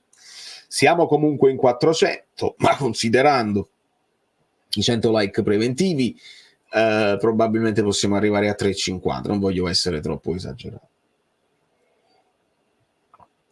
Mertens, non è che volevo citare Mertens, ma Mertens è un ottimo esempio di giocatore che segnava nonostante la sua minuta fisicità. Andrea è impazzito completamente e lo ringrazio, ma tanto. Io ti dico, a questo punto bisogna essere duri verso la società e far sentire la voce di tutti i supporter del Napoli tramite te e di chi come te. Concludi il messaggio, amico mio. Concludi il messaggio. Chi come te ci tiene al bene della squadra? Posso immaginare che puoi concluderlo così. Fammi sapere. Nemmeno i miei messaggi, mi hai inviati parecchi, avvisimi così. Riavvia Fabio, riavvia anche tu, perché io lo sapete, li prendo a caso i messaggi, e non sempre può essere pure che qualcuno non mi compare o scorre nei momenti in cui clicco, sta scorrendo e quindi non lo leggo. Mi sta facendo gli scherzetti YouTube, non mi compaiono tutti i messaggi, mi dispiacerebbe. Alcuni nomi li vedo più volte, quindi li salto per non far parlare sempre gli stessi. Comunque Andrea, io ti ringrazio tantissimo, io lo sai, è difficile che accendo la telecamera e faccio lo sfogo, allucco, dico parolacce, mi faccio sentire così. Ci facciamo sentire con il nostro stile, che è un pochino più tranquillo, un pochino più pacato e rilassato, perché alla fine è sempre un gioco. E questa è la mia bio su TikTok. Il Napoli è una cosa seria, però noi ci dobbiamo dare una calmata, perché vedo alcune interazioni tra i tifosi, oppure tifosi che si accaniscono contro i giocatori o contro De Laurentiis, proprio con quella bava alla bocca, proprio che se li avessero davanti chissà cosa farebbero. E poi vai a vedere se quando arriva il momento dell'incontro nessuno fa niente, perché poi sarebbe assurdo anche pensarlo. Dobbiamo abbassarli i toni, dobbiamo ragionare su quello che è il Napoli, su quelle che sono le possibilità. Se si può fare qualcosa in più siamo felici, se si fa qualcosa in meno di quello che si potrebbe fare si dice, nel senso, potevi farlo qualcosa in più, potevi farlo un po' prima, potevi muoverti più in fretta, stai dando il fianco a quelli delle squadre avversarie di approfittarne, di metterti in difficoltà. Tutte queste cose le diciamo, però sempre con calma, perché sennò... Gosens ha uno stipendio fuori mercato, mi sembrerebbe un acquisto sensato da alternare a Spinazzola come caratteristiche. Caro Antonio, l'ho sentito quando ho sentito Cairo del Torino parlare di Gosens, che insomma non era convintissimo di andare al Torino. Non credo che abbia in questo momento uno stipendio fuori mercato, credo sia un pochino uscito dalle gerarchie dei grandi esterni che era all'epoca, non è andato benissimo da quando ha lasciato l'Atalanta e si è un pochino perso. Se era nell'ambito Torino, se l'avevano offerta al Torino, vuol dire che quella è la sua dimensione in questo momento. A me Gosens piaceva tantissimo, come riserva di lusso secondo me è ottimo, sarebbe ottimo, però siamo alle solite. A quel punto ti devo dire per forza Dorgu anche per un fatto di list, perché sennò c'hai Mario Rui già da sistemare, senza lo aggiungi, però non credo sia una questione di stipendio in questo caso. Ti correggo, l'accanimento bavoso permea qualsiasi tema qui in Italia. Lo so Gian, ma non è solo in Italia, quindi ti correggo anche io, non è solo in Italia, è in generale nel mondo. Purtroppo saranno stati i social, sarà stato il tempo che è andato avanti, e su tutto bisogna essere sempre più estremi, sempre più incattiviti, e purtroppo è così. Difficile fare altrimenti. Noi siamo nella nostra oasi, cerchiamo di stare tranquilli. Allora, ADL non lo sopporta nessuno, ma non è vero, Enzo. ADL divide. Poi sono quelli là che lo odiano, sono forse più rumorosi, ma dipende veramente da dove stai. Se tu avessi il mio algoritmo su Twix, c'è quasi un equilibrio tra quelli che parlano a favore di De Laurentiis. Si è messo la giacca, quella là, la famosa giacca beige, quanto è elegante il mio presidente, è proprio la leccata, anche se non fa niente De Laurentiis, è il migliore presidente del mondo. E ti giuro che ci sono quelli pro De Laurentiis che sono alla pari con quelli là che lo odiano a prescindere, anche compra Kvare, ma non si buona perché comunque ammazza, cioè veramente sono quasi alla pari e altrettanto impegnati nel portare avanti la loro ideologia. Poi allo stadio c'è un tifoso diverso, in città c'è un tifoso ancora diverso, nelle radio, nelle trasmissioni ci sono altri tifosi diversi a seconda del tipo di editorialità che fai, no? Di linea editoriale che fai. A me mi interessa veramente pochissimo. Io voglio vedere, vi ripeto lo slogan di quest'anno: crescere è l'unica cosa che conta. Crescere.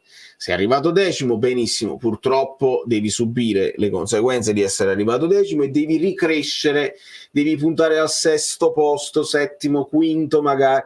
Se riesci a fare l'instant team devi riuscire ad arrivare a quel quarto posto, perché io non posso sopportare di stare sotto allo Tito, non posso sopportare che l'Atalanta, che è una realtà così, che si muove bene però, ti sta davanti. Ho paura della Roma, perché la Roma sembra avere ambizioni, spendono tanto, la proprietà americana che si è accollata tanti debiti, adesso vorrebbe vedere i frutti di queste cose. Ho paura. Non posso vedere la Fiorentina e il Bologna davanti. La Fiorentina, commisso, è diventato mio nemico numero uno dopo quello che fa sul mercato, così. Quindi è una questione anche di soddisfazione personale. Vedo quello che fa lo Tito, non posso accettare che il Napoli finisca sotto la Lazio, non lo posso proprio accettare. Quindi speriamo che si faccia tutto per il meglio, che si arrivi a una conclusione di squadra completa il più possibile e che si lotti tutti insieme verso l'obiettivo della crescita, perché se devi crescere come squadra, devi crescere come strutture, devi crescere così. E già aggiungere un Oriali mi fa piacere, perché vuol dire che aggiungi un dirigente che ne conosce, quella è crescita, quello mi piace. 319 sono pochi, contando quelli preventivi, fermi. Vedi che però mi è uscito il tuo messaggio. E allora possiamo andare a leggere, ad ascoltare. E tra un poco apro anche la chat. Eccolo qua. Buonasera amici bellini, iscrivetevi al canale, lasciate like e se volete abbonarvi fate una cosa buona e giusta, così andrete a far parte del gruppo nostro di pazzi scatenati e ci divertiamo sicuramente. Valerio, ti vengo a prendere a casa. Dici tu fai bene, mi serve un passaggio al lavoro. È fatta, siamo ai dettagli. Procuratore in Italia per incontrare Manna, presidente Aurelio De Laurentiis. Ci siamo, eccolo, sta firmando. Ma chi? quello che ha detto Conte ieri non mi è piaciuto molto. La stagione è lunga sul fatto del 4 del 3 della domanda di Panuccio, che secondo me non doveva proprio prestarsi a questo gioco come dicono quelli bravi, in quanto diciamo non può fare paragoni perché ogni anno, ogni stagione è diversa, i giocatori sono diversi, eccetera eccetera. E il fatto comunque di Anghissà Lobotka, di quel buco centrale pericolosissimo, e di Ancelottiano a memoria.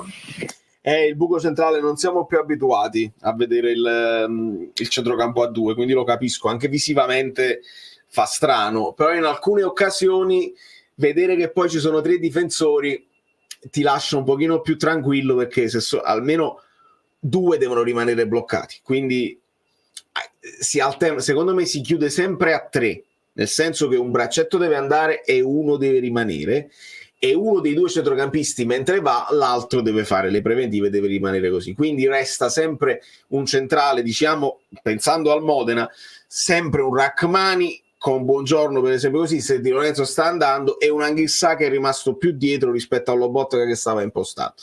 Capisco che un po' di difficoltà ce l'hai, però dovresti essere coperto se lo fai bene. Per il resto, sì, ripeto, la questione del 4-3 un ciazzacava proprio come domanda. Si vede proprio, no? È proprio il classico addetto ai lavori, in questo caso Panucci, che non ha seguito niente di tutta la storia del lavoro, del precampionato, di quello che si è detto, di quello che si è fatto, su come si è lavorato, te ne esce con 4-3. Non ha proprio senso. Conte ha risposto per la quale, nel senso ha detto che con 4-3 l'anno scorso sono io quindi è autorizzato a cambiare, a provare qualcosa di nuovo. Qual è il numero per chiamare? Amico mio, no, non c'è il numero per chiamare come in trasmissione. I vocali sono una cosa che do a quelli che sono abbonati al canale e che mi supportano tutti i mesi costantemente, e quindi c'è una sezione del gruppo Telegram che è dedicato agli abbonati, dove facciamo i vocali per mandarle nelle live. Purtroppo non ho un numero di telefono, non sono una televisione, però tra un po', tra qualche minuto, apro anche la chat. Potete anche intervenire in video se volete intervenire, con un saluto, con una domanda, una considerazione. Impresa è anche non buttare i soldi alla finestra come vorrebbero i tifosotti del momento. Però come me la fastidio la definizione tifosotti? Andrea, chi sono i tifosotti? Chi siamo noi per decidere chi è il tifoso bravo e il tifoso tifosotto? Non mi piace questa cosa, non mi è mai piaciuta. Il tifoso, il napolicchio, il napolegno, il napole. Purtroppo viene da... Come da senza essere offensivo con qualcun altro. Facciamolo dire a Guido, perché sennò va a finire che dico qualcosa di male. Io invece mando avanti il mio fratello maggiore e se deve prendere una querela la prendo. Come stai, Guido? Buonasera amiche belline, buonasera amici bellini, buonasera Valerio. Vorrei portare i miei saluti a tutte le atlete e gli atleti che hanno animato la stagione olimpica, non solo chi ha vinto una medaglia, tutte. A meno chi ha gareggiato con onestà. Però consentimi un saluto speciale per l'amore che provo per quello sport, in particolare per quell'allenatore, alle ragazze della pallavolo che hanno vinto una medaglia storica, meritatissima, una pallavolo spettacolare, efficiente, vincente. Tra l'altro, se non erro, perdendo un solo set in tutte le Olimpiadi, quindi legittimando un crescendo fino all'oro olimpico. E le ragazze mi scuseranno, non è sminuire la loro impresa che è storica, bella e meritata, però chi è cresciuto come me con la generazione di fenomeni più o meno a quell'età e vedeva a volte le partite di notte, sono molto legato al mondiale che l'Italia vinse in Brasile, a Maracanã, all'epoca era fortissima, a Cuba. Quella generazione ha mancato solo l'oro olimpico, come dice Velasco, che è uno dei miei riferimenti culturali prima ancora che sportivo. E ho dato lezione ancora di vita, di sport e di sportività in questi lunghi mesi.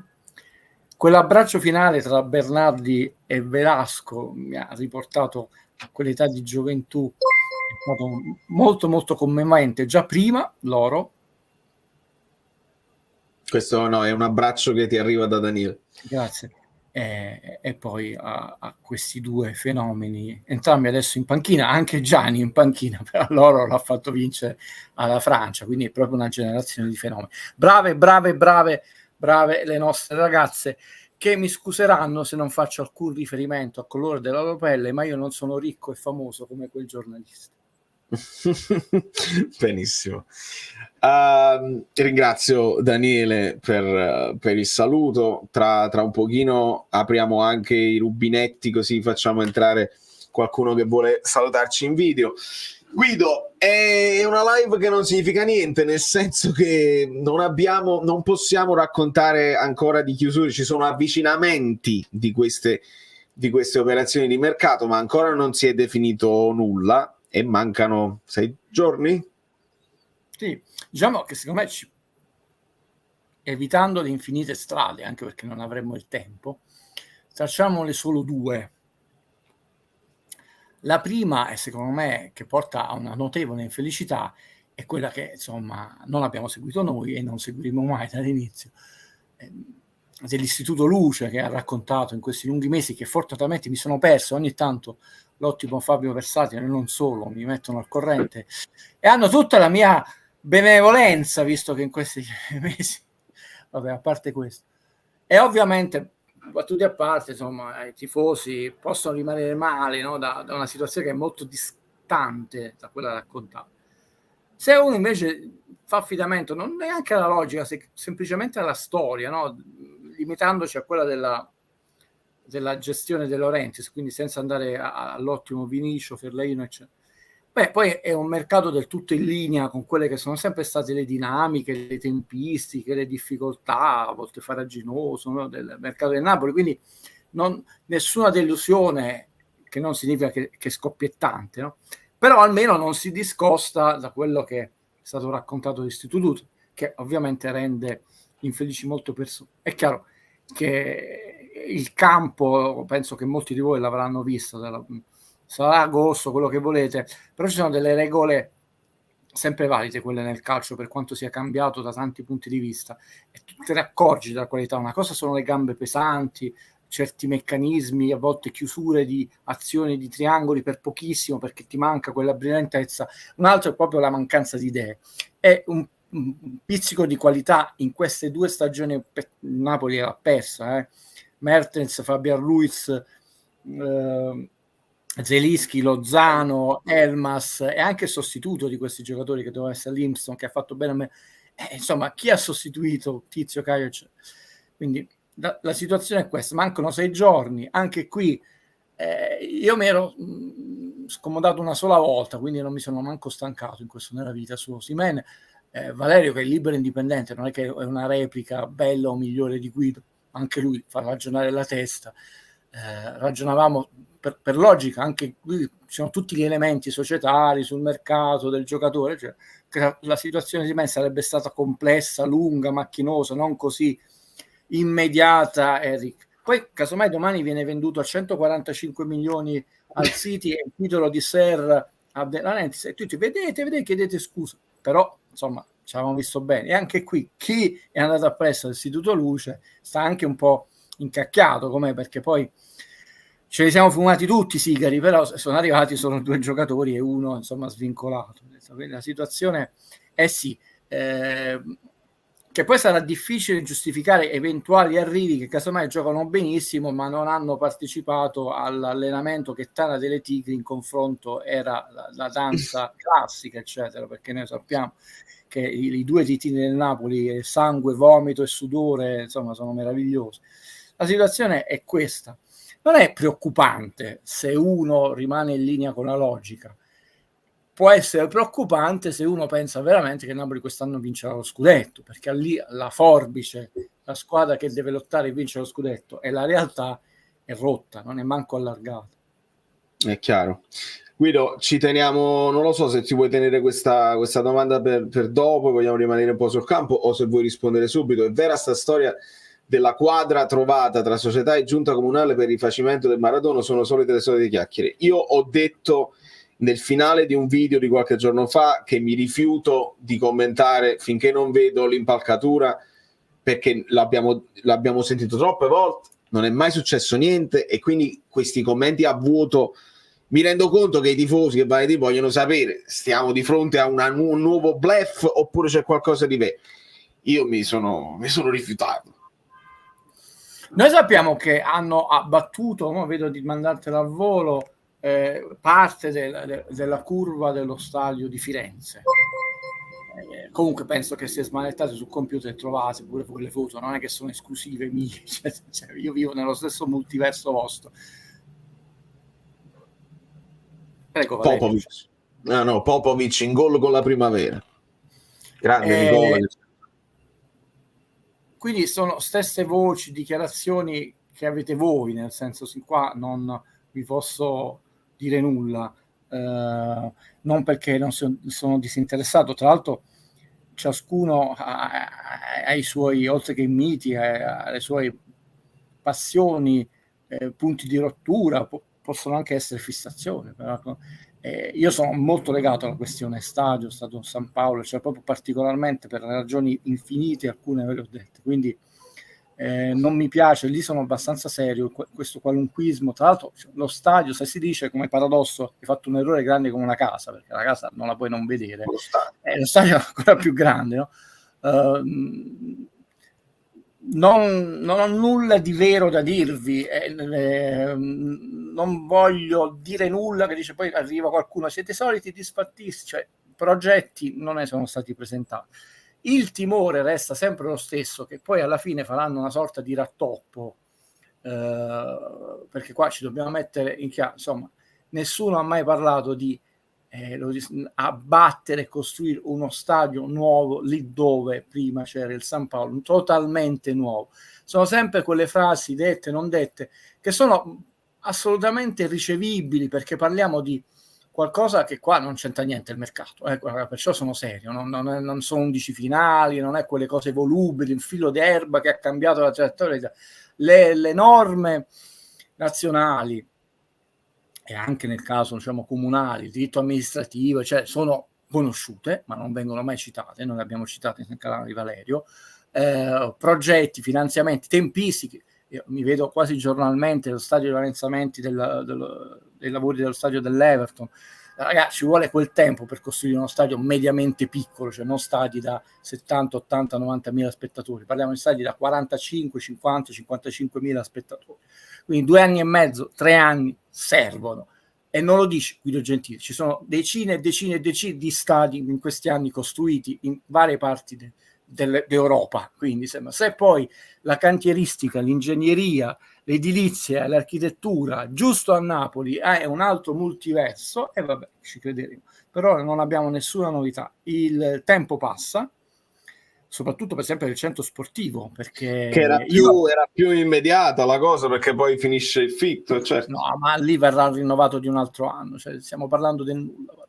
Era l'Istituto Luce che racconta le favole che non fanno manco addormentare i nostri bambini, perché manco sono divertenti, cioè se fossero belle hanno una morale, no? La favola insegna a che non sono né divertenti né hanno una morale, sono solo noiosi, anche perché sono le stesse. Tu dici, me l'hai già raccontata, non mi è piaciuto il finale, perché non c'è il finale, non è una replica senza uscita, senza sbocco.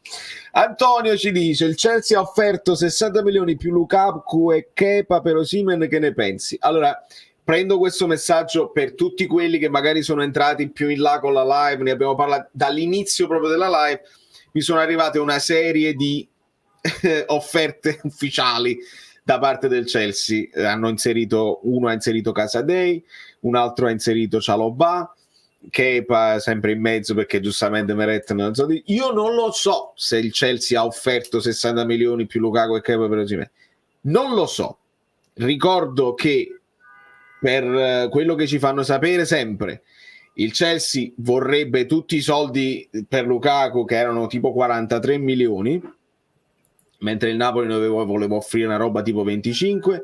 Non era interessato a questa cosa dello scambio, perché Osimhen poi loro lo volevano in prestito con il diritto di riscatto e Osimhen non voleva abbassarsi l'ingaggio. Insomma, tutta una serie di problematiche che adesso, visto che non hanno concluso Borodion, si riparla di questo scambio così. Se questa offerta fosse in piedi, il Napoli deve ringraziare, deve accettare immediatamente.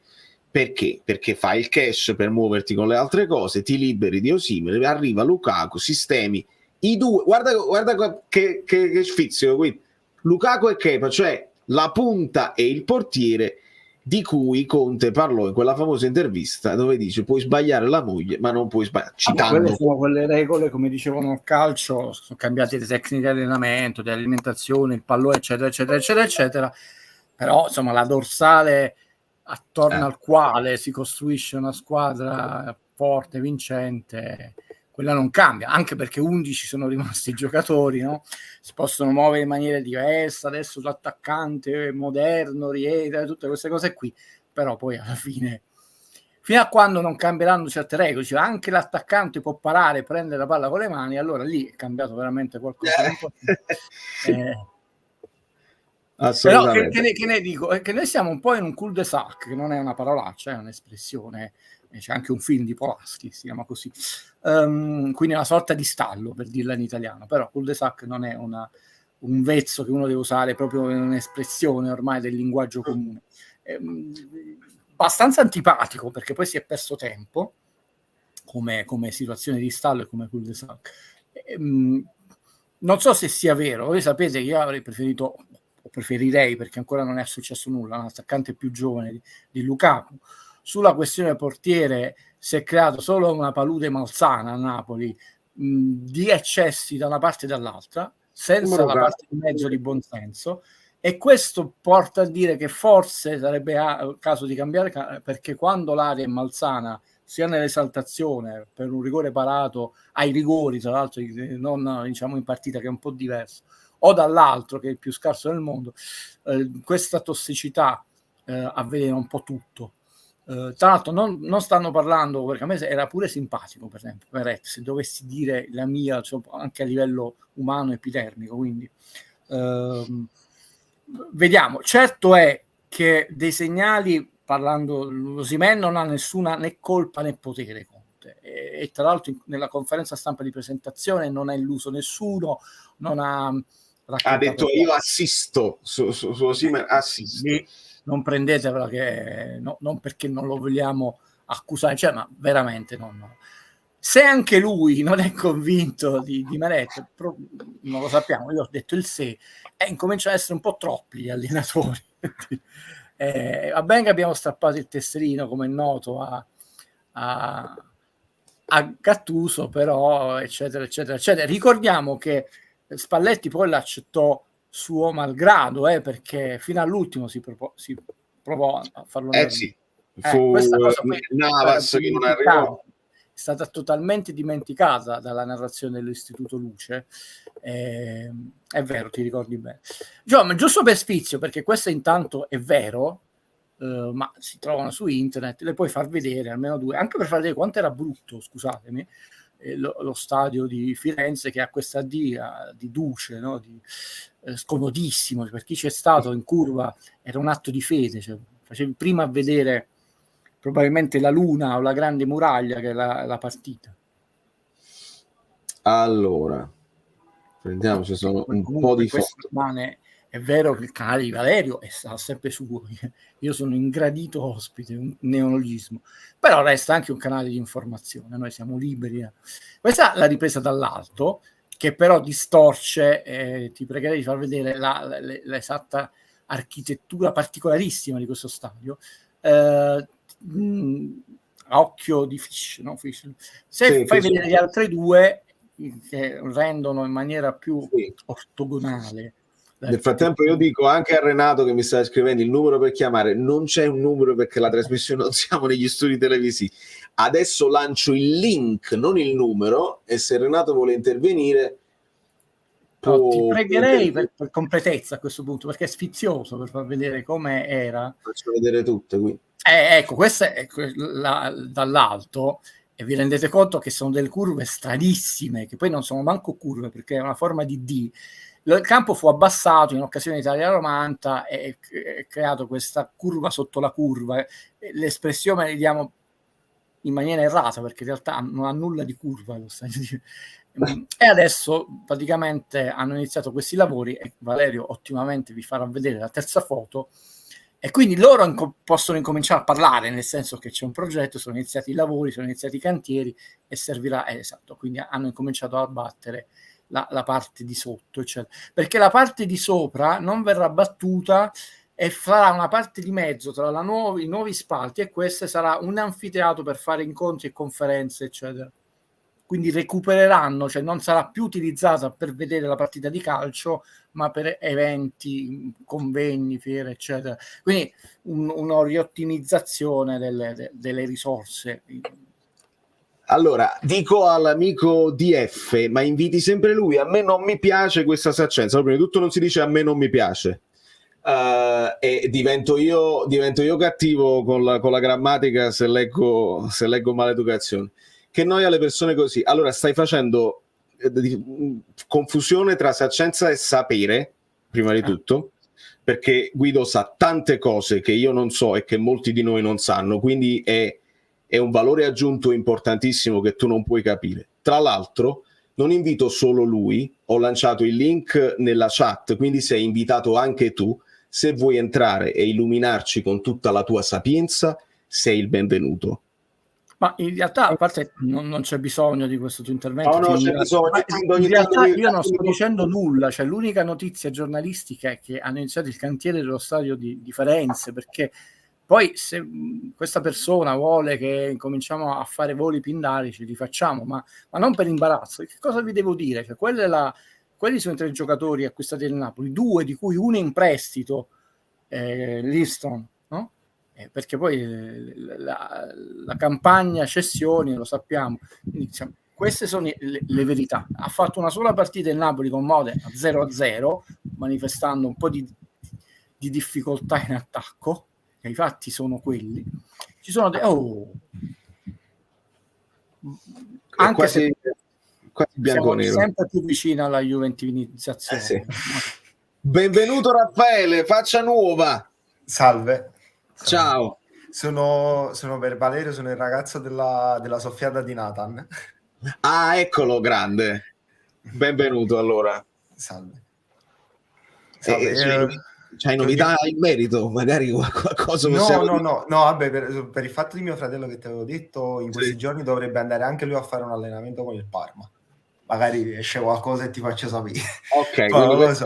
Una cosa più interna. Sì, per adesso sì. Oggi ho letto che si parla, cioè che Nathan è in Spagna a Barcellona e che si parlava di Real Betis, quindi dato che la partita è tra neanche una settimana, quindi penso che si stia trattando, perché se no Nathan non se ne andava in Spagna così. Chiaro, stanno facendo in modo, insomma, di piazzarlo, e quindi si arriva alla conclusione che lo faccio se accende, Guido, scusami. No, lo faccio io un attimo. Che vi avevo detto che alla fine rimaneva Juan Jesus e puntavano a cedere Nathan, l'ho detto, sono saccenti. Ciao Daniele, ciao Fabio. Ciao ragazzi a tutti e due. Sto mancando parecchio, poi la gioia del nostro amico lo tranquillizzo, no? Perché ho visto il calendario, io, tranne eccezionalmente dei rari casi, il sabato non mi sto mettendo in serata, però ho visto che Napoli gioca di domenica, per esempio domenica prossima, io ho un film importantissimo da presentare e non ci sarò per questa potrei farvi una cosa proprio di vedete, stiamo vedendo il film, ciao, cioè, è così per gli altri, perché io sono quasi sempre tranne il sabato, quindi se il Napoli non gioca il sabato, però un sabato lo vorrei pure passare in dolce compagnia. Mo per pura sfortuna di questo signore la mia splendida compagna si è fatta male una gamba, altrimenti non c'è. Sì, ma nulla di grave, cioè già stata curata dal medico Guido. Ok, canonico. Allora, bentornato Daniele, diamo a te la parola. Poi Fabio che sta in versione Ben Stiller, cioè qualcosa che è veramente Ben Stiller, New York. No, niente ragazzi, buonasera a tutti, innanzitutto ai nostri amici, a Guido. Sono molto incazzato questa sera, già da un paio di giorni, perché ho visto la partita contro il Modena non è stata certo una partita con una prestazione eccellente da parte del Napoli, siamo tutti d'accordo, è oggettivo. Però questi commenti che ho letto poi nel gruppo durante il match ci può stare, perché va il sangue in testa, si può dire sproloquio e tutto quello che si vuole, però sentirsi definire Kvara un cesso mi sembra un pochettino esagerato. No, sei impreparato, perché non è che sei impreparato, sei abbastanza nuovo, che Fabio te lo può spiegare bene, da non capire l'estremismo, quello là quasi si va verso l'Enrico Fedelismo, però molto più estremo, che i personaggi sono vittima della loro essere stesso personaggi. Non ci crede neanche lui, perché però lo farà fino alla fine. Perché se dobbiamo andare contro la Chiesa anche noi, è inutile che allora andiamo a guardare a squadre e basta. Ragazzi, scusa l'interruzione, consiglio, non solo adesso, del recente, di ritrovare molte, non solo interviste, lezioni, cioè di Julio Velasco, e lui non ha ancora vinto l'oro. A me quella mentalità, cioè non stiamo parlando di un allenatore mediocre, un uomo mediocre, stiamo parlando, adesso lui ha vinto tutto, si è tolto anche lo sfizio di vincere l'unica cosa che non ha vinto, l'oro olimpico. Quindi è una persona che ha vinto mondiale, Europa League, tutto, campionato europeo, mondiale, tutto. Quindi stiamo parlando di un top, no? Così. E tra l'altro Malagò ha detto una cosa molto importante, e te la leggo, ha detto: è un metodo unico quello della nazionale di pallavolo, che stava ai piedi di Cristo anche per le ingerenze della politica, che è insopportabile in Italia, deve intervenire su tutto. Quindi c'erano anche questioni che al di là della pallavolo le conosciamo. Vedi l'intervento di un mio collega che per fare i complimenti alla ragazza comunque ha dovuto mettere quella parola, una cosa insopportabile. Quello sì. E lui ha detto: trovate per esempio nel calcio come se Ancelotti ha fatto questo, si chiamasse come secondo, no, Mourinho. Cioè lui si è chiamato Lorenzo Bernardi come secondo, che è stato votato a metà giocatore del secolo l'anno scorso, per chi non sapesse che, cioè era il giocatore, il Maradona della pallavolo, non Guido Gentile. È tutto l'ingranaggio, ma lui prima di questa partita, soprattutto riferendosi agli uomini, no? Ha detto: questo incubo, voi ce l'avete l'incubo, l'ossessione dell'oro, si vince, si perde per 2 palloni.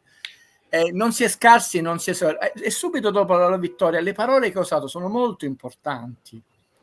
La differenza tra video, ho detto: noi non siamo speciali, qua abbiamo vinto, siamo stati più bravi degli altri.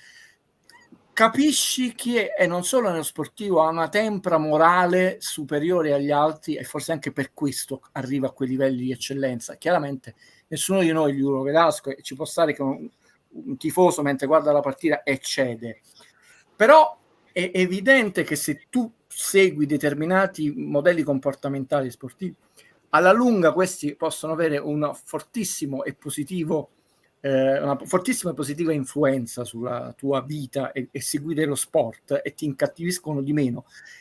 Io ti invito più a vedere, recuperare nella storia determinate lezioni di vita, che non andare appresso a chi non sa giocare a pallone, scala i piedi quadrati, anche perché a quelle persone secondo me non si godono nemmeno, non parlo del calcio, lo sport. Ma questo è quello che io vi ho detto, il fenomeno non solo calcio di juventinizzazione che ha tagliato tutto il calcio in Italia, perché o vinci o sei un fallito. E questo Gio Velasco ce l'ha sempre detto, non funziona così, perché vince e perdi anche per lui. Abbiamo perso per 2 palli, e già una volta ci eliminò l'Olanda ai quarti all'ultima palla del quinto set, quando non c'era il cambio punto come adesso, erano lunghissime partite. È che quella nazionale di fenomeni che aveva vinto le prime 3 edizioni consecutive della World League, è l'unica nazionale di squadra in Italia che ha vinto 3 campionati del mondo di seguito, e perché hanno perso una volta ai quarti, una volta all'argento, sono dei falliti. Allora, se noi seguiamo le regole, non regole scritte, cioè le regole che ormai accompagnano il calcio e hanno avvolto come il lato oscuro della, anche noi diventiamo degli infelici. Io mi distaccherei se fossi in te da queste cose qua, insulti. Certo, è difficile, un meccanismo anche che uno deve fare su se stesso, ci rimani male, però non è che ti invito a farlo, non è neanche un consiglio, un suggerimento. Perché io sono molto più vecchio di voi, quindi ci sono passato pure io, non è che sono imparato, cioè ci rimanevo male pure io. Però la differenza tra crescere e invecchiare è questa, a invecchiare invecchio, non posso dire, non sono Benjamin Button, però posso crescere saccentamente. Bene, do la parola a Fabio, poi Raffaele aveva alzato la mano. Anche perché c'è Spider-Man, Valerio di fianco, quindi dobbiamo... Sì. Volevo solo aggiungere a quello che ha detto Guido, che anche Antetokounmpo fece un discorso su questa cosa, che dicendo che Michael Jordan aveva vinto 6 titoli in 18 anni di carriera, gli altri 12 non erano un fallimento. Esatto. Infatti, bravo. Chi associa Michael Jordan all'idea del fallimento? Se tu ragioni con le regole del calcio è un fallito, ne ha persi di più di quanti ne ha vinti. Ma ragazzi, non scherziamo. Esatto. Quindi Maradona non è nessuno in pratica, quindi. Scusa Fabio, ricordate, se tu togli la componente emotiva emozionale, cosa che è stata fatta in questi anni, io ho pianto quando i ragazzi hanno vinto la pallavolo e c'è un vecchietto di 50 anni, mi hanno emozionato a prescindere dal loro. Hai tolto veramente la parte più bella dello sport, altrimenti vinci e gli altri sono tutti falliti. Bravi. Allora, volevo rispondere a questa domanda di Pasta e Ceci, che dice: secondo te per te lo bot che è l'anno in cui farà qualche gol in più, dato il suo ruolo a 2 nel centrocampo, rimarrà così? È interessante come spunto e coinvolgo anche Fabio, perché ho visto nella partita con Modena un Anghissà un po' più tenere la posizione, e lo bot anche nel secondo tempo è andato al tiro 2 volte, una volta alto e una volta parato. Fabio. Ti rispondo immediatamente, Vale, in quanto la postura che hanno sia Lobotka che Anghissà non fa parte proprio, diciamo, delle caratteristiche dei centrocampisti che tirano fuori aria. Quindi rispondiamo subito. Qualche gol forse magari li ha fatti Anghissà con Spalletti, 7 nell'anno dello scudetto, ma sono arrivati 4 di testa. Quindi diciamo, scioliniamo qualche numero come fanno quelli bravi tipo Guido il Taccenti. Siamo in Guido, dov'è Guido? Valerio, bisogna vedere se la forza e la gamba di fare dei gol a rimorchio, i classici gol a rimorchio. Ha ragione quello che dice Fabio. Quelli che prende spesso il Napoli, cioè i centrocampisti che arrivano e che non sono marcati. A proposito di Anghissà, mi è venuto un flash, l'azione del primo tempo del Modena quando Palumbo va al tiro e prende l'incrocio dei pali, là è Anghissà in ritardo, mi sono ricordato, perché arriva proprio, sai, con la corsa lenta, dice vabbè, è arrivato a lui il pallone, così quando fa così che non intervengo perché così, e invece è stato ammonito, il primo ammonito è stato lui, che non era manco fatto. Un'altra cosa, è stato molto criticato il gioco del Napoli nel gruppo degli amici Bellini. Non voglio essere adesso una mina vacante questa sera, ti stai troppo focalizzando sul suo fatto, è ironia, sì. È ironia pura, non ti preoccupare. Mi dispiace se soffri, però, perché lo capisco. Si dovrebbe considerare anche il fattore arbitraggio, ragazzi. Hanno mandato un arbitro che nemmeno in Serie D, scusa, tutti no, ma infatti è della sezione di Serie C, era la prima partita ufficiale che venga, quindi in Serie C. Gli arbitri sono così, non lo scopriamo adesso, e fa bene Conte a capirlo subito, a capirlo dalla metà.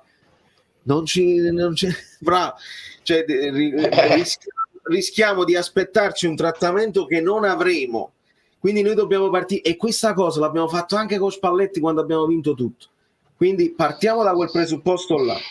Però è una questione di numeri, cioè qui Valerio ha dei numeri, diciamo, più contenuti rispetto a dei mostri che stanno sul web, no? Perché per me sono mostri, però sono numeri enormi, cioè voi non dovete considerare che comunque il paragone è perdente rispetto, non li voglio nominare, non voglio manco fare pubblicità gratuita, però parliamo di numeri ormai che sono più della tiratura di giornali storici, no? Importanti, inutili, li mando ogni tanto a Valerio le cose, adesso è uscita quella di giugno.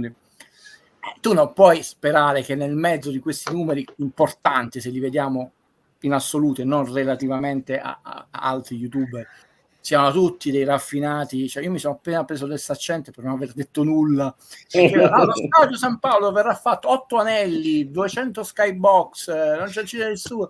Lì è saccenza, per dire non so nulla, ci sono schermaglie politiche da mesi con questa nuova amministrazione, ma anche prima, cioè le schermaglie sono già dalla giunta dei Magistris 1, poi 2, secondo mandato, Borriello, cioè, quindi le conosciamo, ma ci mettiamo a fare la cronistoria.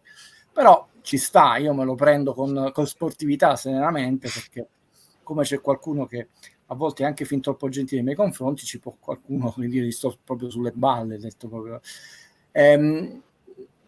Cioè non è questione, io non sono per niente buonista, non è questione di buonismo, è questione di numeri. Se siamo in 5 e 5 litighiamo e abbiamo un brutto carattere, se siete 23.000, poi non so, 23.000 e 100, no? Sono numeri troppo grossi ormai. Considera poi impressione per intervenire in diretta 081 167 e poi sono mesi dove si dice che Napoli è forte, se resta Osimhen vince lo scudetto. Devi considerare che questo lavaggio del cervello a determinate persone degli esiti li fa. Allora poi tu dici non stiamo giocando bene, non capisci niente, sei un disfattista, quello là, un monnezza, non so quello che vuoi dire. E come fai a contrastare una persona che vive in quel modo, neanche più di pancia, perché io mi commuovo, ripeto. Una signora proprio mi disse che proprio l'altra sera dice: vabbè, tu ci spaventi, detto, per la memoria cinematografica, e poi tutti dicono però ormai penso che tu non ti diverti più a vedere il film. Ho detto no, io mi diverto, studio e piango ancora, cioè, detto non è che mi sono diventato un robot.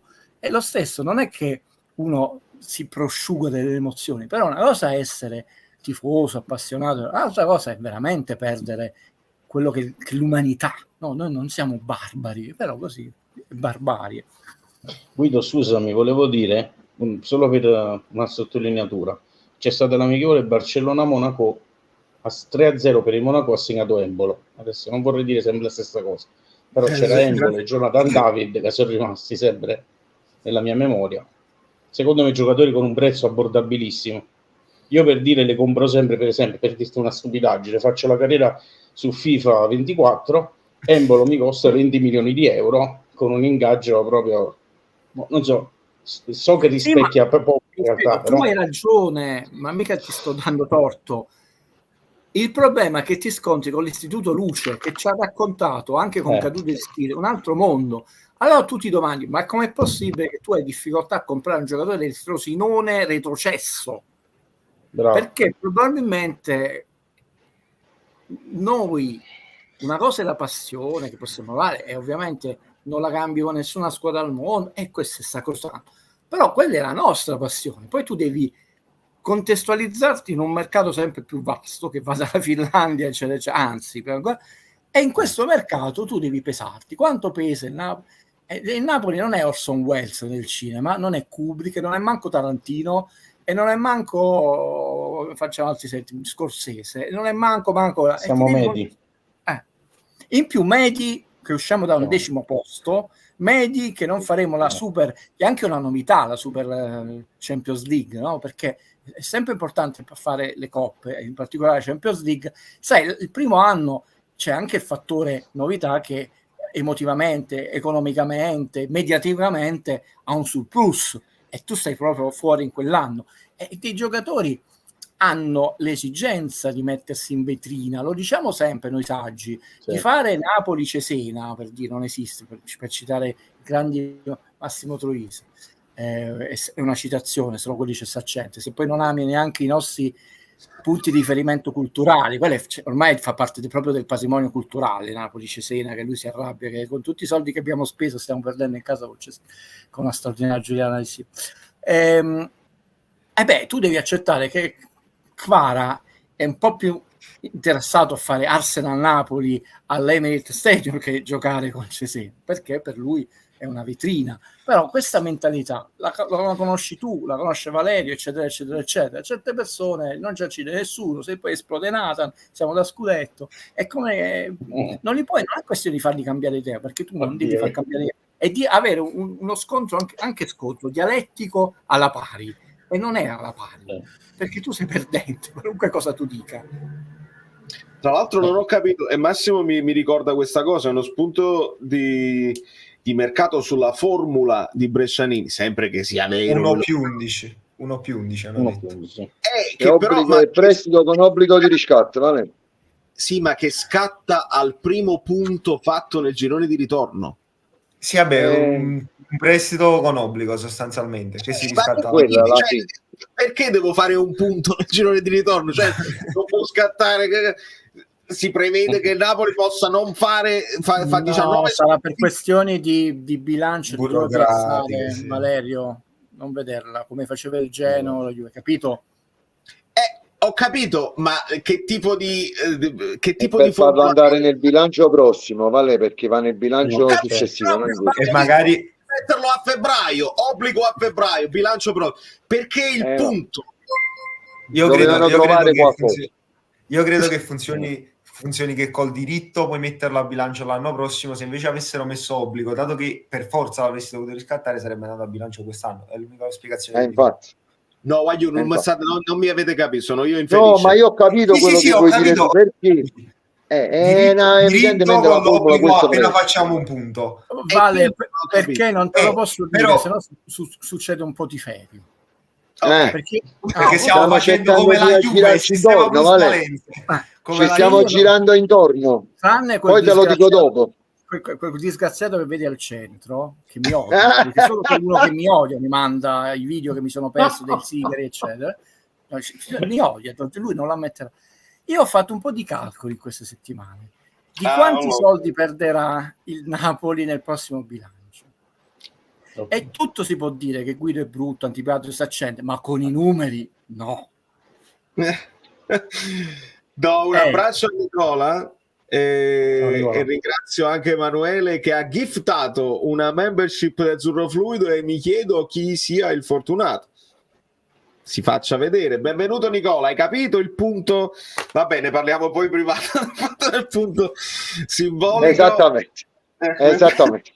Sono ingenuo, che vi devo dire? Io oggi sono ingenuo, sarò che sto stanco, che ho fatto un weekend pesante, sono ingenuo, non capisco. Nicola, sei ciao. Eugenio, piacere, Fabio Versatile. Signori, buonasera. Testimonia, dice tu non hai manco la forza economica per dire qua 10 milioni, che non è che stiamo chiedendo il top player né lo stipendio da top player, un giocatore del processo, devi fare questa operazione creativa, pensa un po'. Vai, l'operazione creativa in questo caso sarebbe una bella fabbrica di sigari cubani da esportare in tutto il mondo, perché stiamo diventando specialisti ormai. Fabbricati a Forcella, vero Nico? Io in realtà sono passato brevemente a salutare, sia perché tipo a mezzanotte è il mio compleanno, quindi giusto, però non potevo esimermi, e soprattutto ho appena finito di chiudere tutte le porte di casa perché ho ricevuto minacce da parte di un radiocronista che ha minacciato di venirmi a prendere sotto casa dopo che sono parati i rigori. Io sono un rompipalle, le devo dire certe cose. Nico, a disposizione la vigilanza nel caso ti vengo. Sì, ci mettiamo io e Fabio con 2 pitbull là fuori. Comunque, a parte questo, grazie Maurizio, che carino. Sosia di Pino Daniele. Sosia di Pino Daniele. Rapidissimo punto. Io volevo accendere un faro, più che dal punto di vista tattico, perché comunque nel disastro, a parte che nessuno l'ha detto che il Modena inizia prima il campionato, quindi atleticamente sono un pochino più avanti di noi, questo non è un alibi, però sono cose che non si possono ignorare. Sì. No, ho detto non è un alibi, non si può ignorare, però insomma, fa la differenza. E comunque, punto di vista tattico, si sono visti dei miglioramenti nella linea difensiva. Buongiorno per usare un termine storico del canale, a rizza, voglio oggettivamente, indipendentemente dalla partita. E dove lo metti? Sì. Però la cosa su cui mi voglio soffermare è la velocità con cui si è passati nella maggioranza di tifoseria dal estrema fiducia all'estremo disastro. Cioè, com'è possibile che qui si parlava fino a un mese fa, non noi, che noi siamo stati sempre, devo dire, a fuoco, nella maggioranza si parlava di secondo posto quando venne annunciato Conte. O scudetto non vincimmo, però secondo posto. Okay. Vero. Sono bastati 20 giorni senza acquisti e siamo tornati decimi. Ora può essere... Bienvenido en Nápoles, Nick. Bienvenido en Nápoles. Esta es la nostra ciudad. Vabbè, io credo anche che le persone che dicevano così si aspettavano già subito dopo l'arrivo di Conte, subito tutti gli acquisti uno dopo l'altro. Capisco, ma non è che noi ogni volta che viene un allenatore di nome dobbiamo ripetere la tiritera di James Rodriguez. Ragazzi, noi non possiamo vivere così. Cioè, serve proprio un progetto di salute mentale. Questo ci deve essere nel nuovo centro sportivo.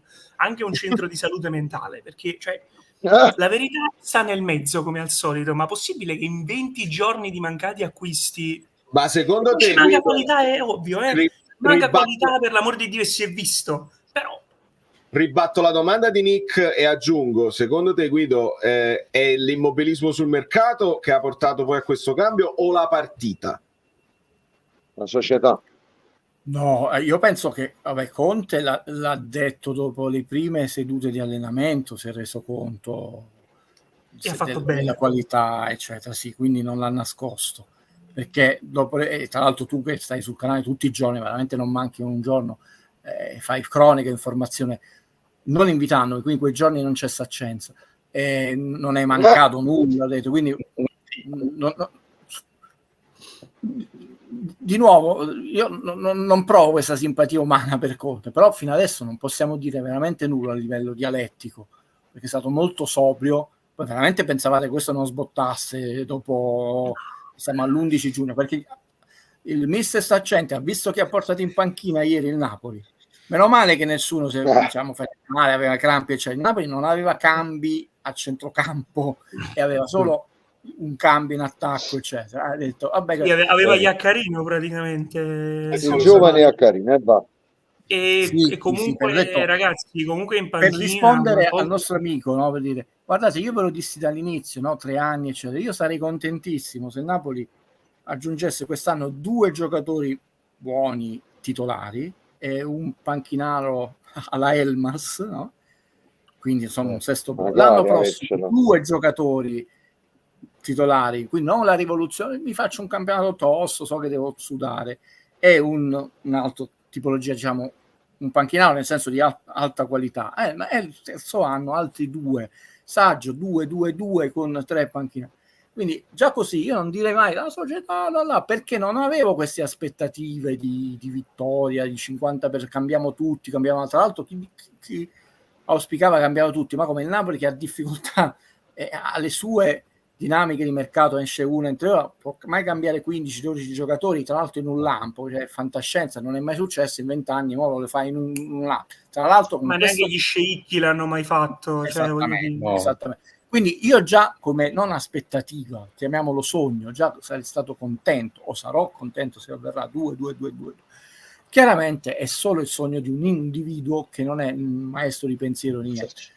Nel canale di Valerio si stava facendo un discorso culturale, calcistico, sportivo, etico di altissimo livello e non credo che ci sia delusione, c'è preoccupazione, titubanza, quello che volete, ma non, però ovviamente ci sono tante persone anche che coinvolgono Valerio invece che possono essere, io parlo il gruppo ormai più elevato, più intellettuale, però anche qui il canale di Valerio è un canale nel panorama mondiale, non solo di web, come dire, e mi sembra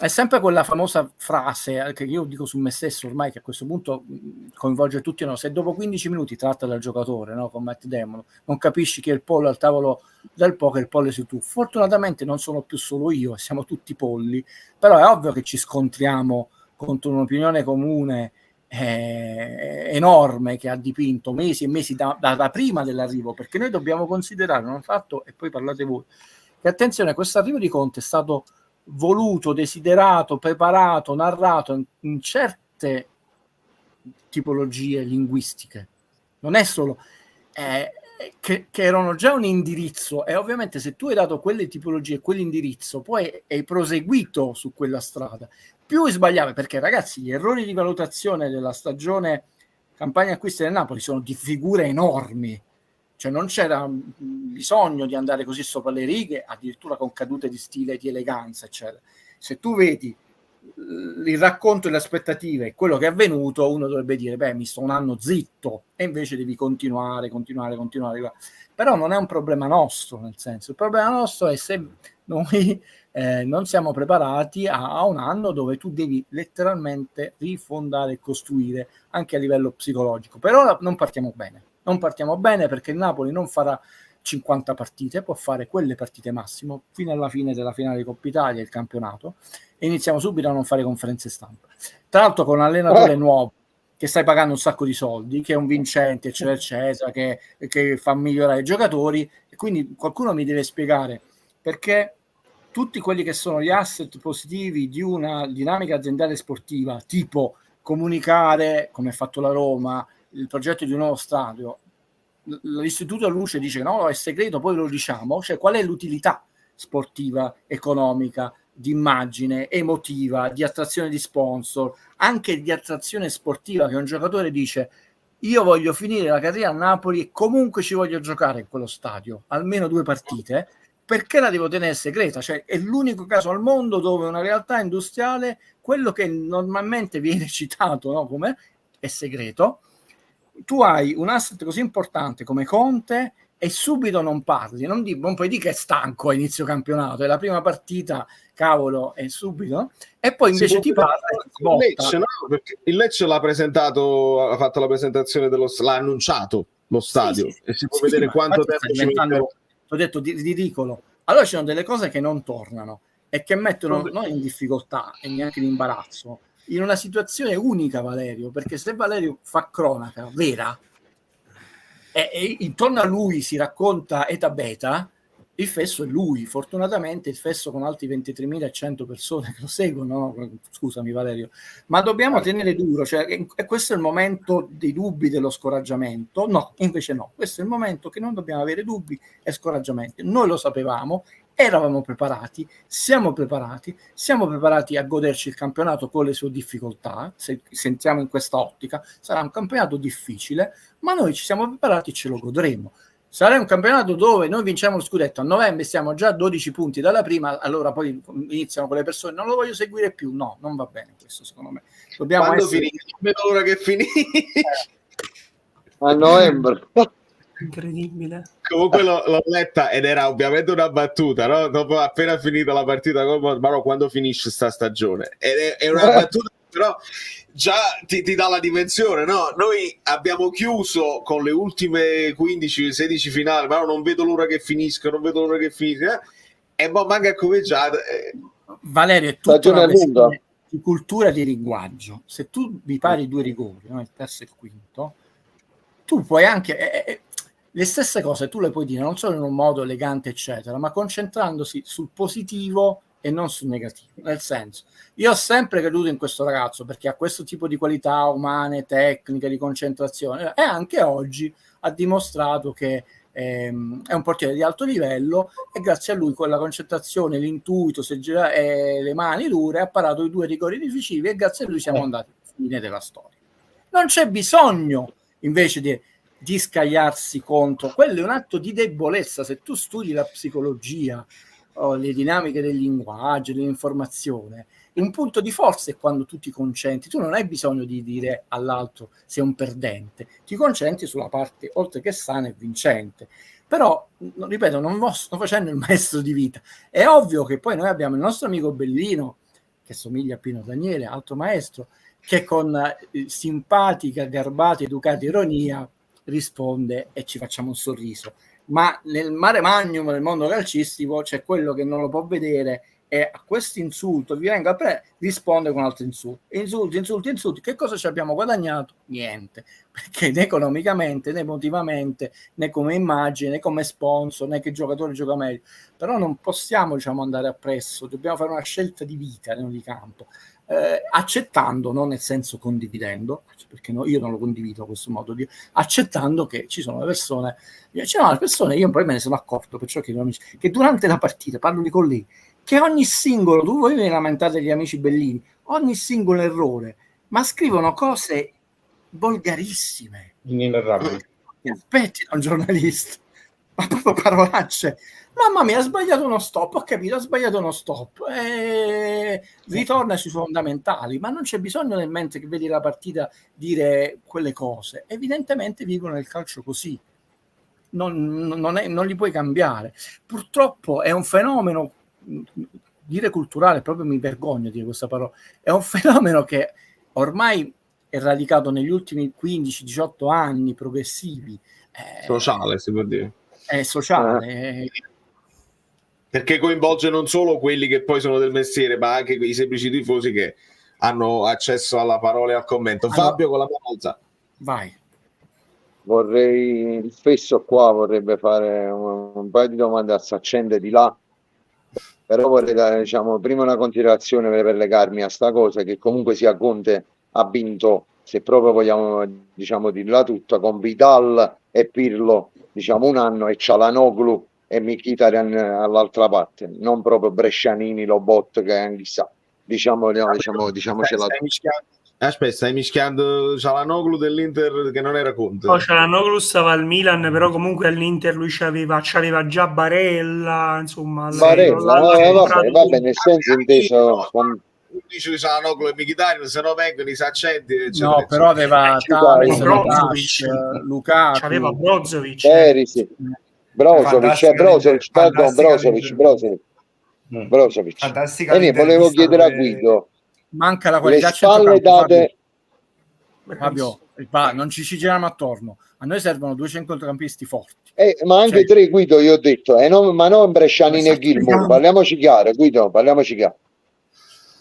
Fabio, io ti direi tutta la squadra non è quello, ma non sono un illuso, però non ci giriamo attorno. Tu vedi anche Di Lorenzo rispostato, lo spostiamo in avanti, ragazzi, a noi servono due giocatori al centrocampo, ma l'avevamo detto già a fine stagione, a prescindere da Conte, forti, medi, eccetera.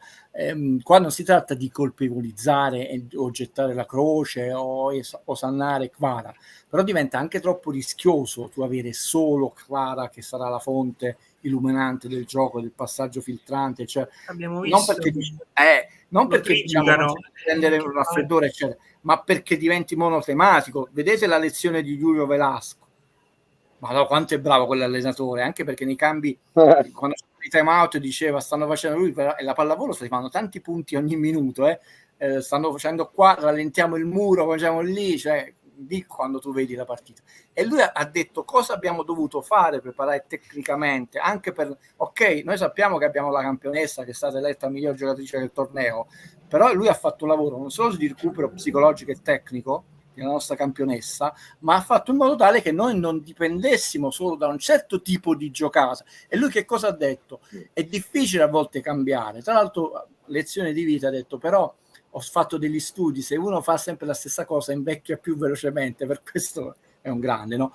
Allora, dipendere solo da Kvara diventa rischioso, perché può avere la giornata sporca, può avere un sacco di falli, non gli fischiano mai, si arrabbia, lì è comunque meglio avere 2-3. Napoli, Maradona, ma c'aveva Giordano, a volte era Giordano il rifiatore di Maradona e a volte viceversa, no?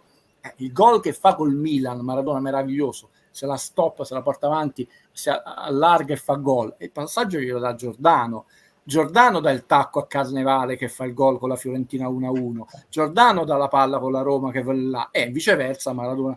E tu non puoi dipendere solo da un uomo, per quanto sia forte come Kvara. Poi Careca era tra i migliori attaccanti del mondo all'epoca. Quindi... Careca è magica ed era più... Ma già l'anno di Spalletti abbiamo visto Kvara, Osimhen, Lozano, in Napoli avete Zielinski, Elmas, avevamo tantissime. Quel gol che arriva alla Juve, che Raspadori la mette sotto le gambe, perché poi citano fatto di Quadrato, in realtà l'azione dura molto di più, riprende, si sviluppa sulla sinistra, poi ritorna, eccetera. Ma il Napoli aveva tanta qualità. Zielinski che temporeggia per far uscire l'uomo e serve il pallone sul piede a Di Lorenzo. Non solo accerchiamento del Napoli e pressione, però è anche quella qualità il Napoli che quante volte faceva prima ancora con Hamsik dentro e fuori, come si chiama, e tu la devi la qualità. In questa squadra manca della qualità. Conte l'ha detto subito nei ritiri, quindi non è Guido, non è Valerio, l'ha detto il nostro allenatore, e che sicuramente conosce il calcio meglio di noi e li guarda mattina, durante sera, pure quando cantano. La Lazio e l'Inter. No, volevo rispondere a Luigi che diceva Velasco aveva allenato nel Prime. Io ricordavo la Lazio, poi ho letto la Lazio. Quindi aspetta, volevo fare le domande a Guido, perché questa era la considerazione. Un attimo che volevo finire di fare le domande a Guido.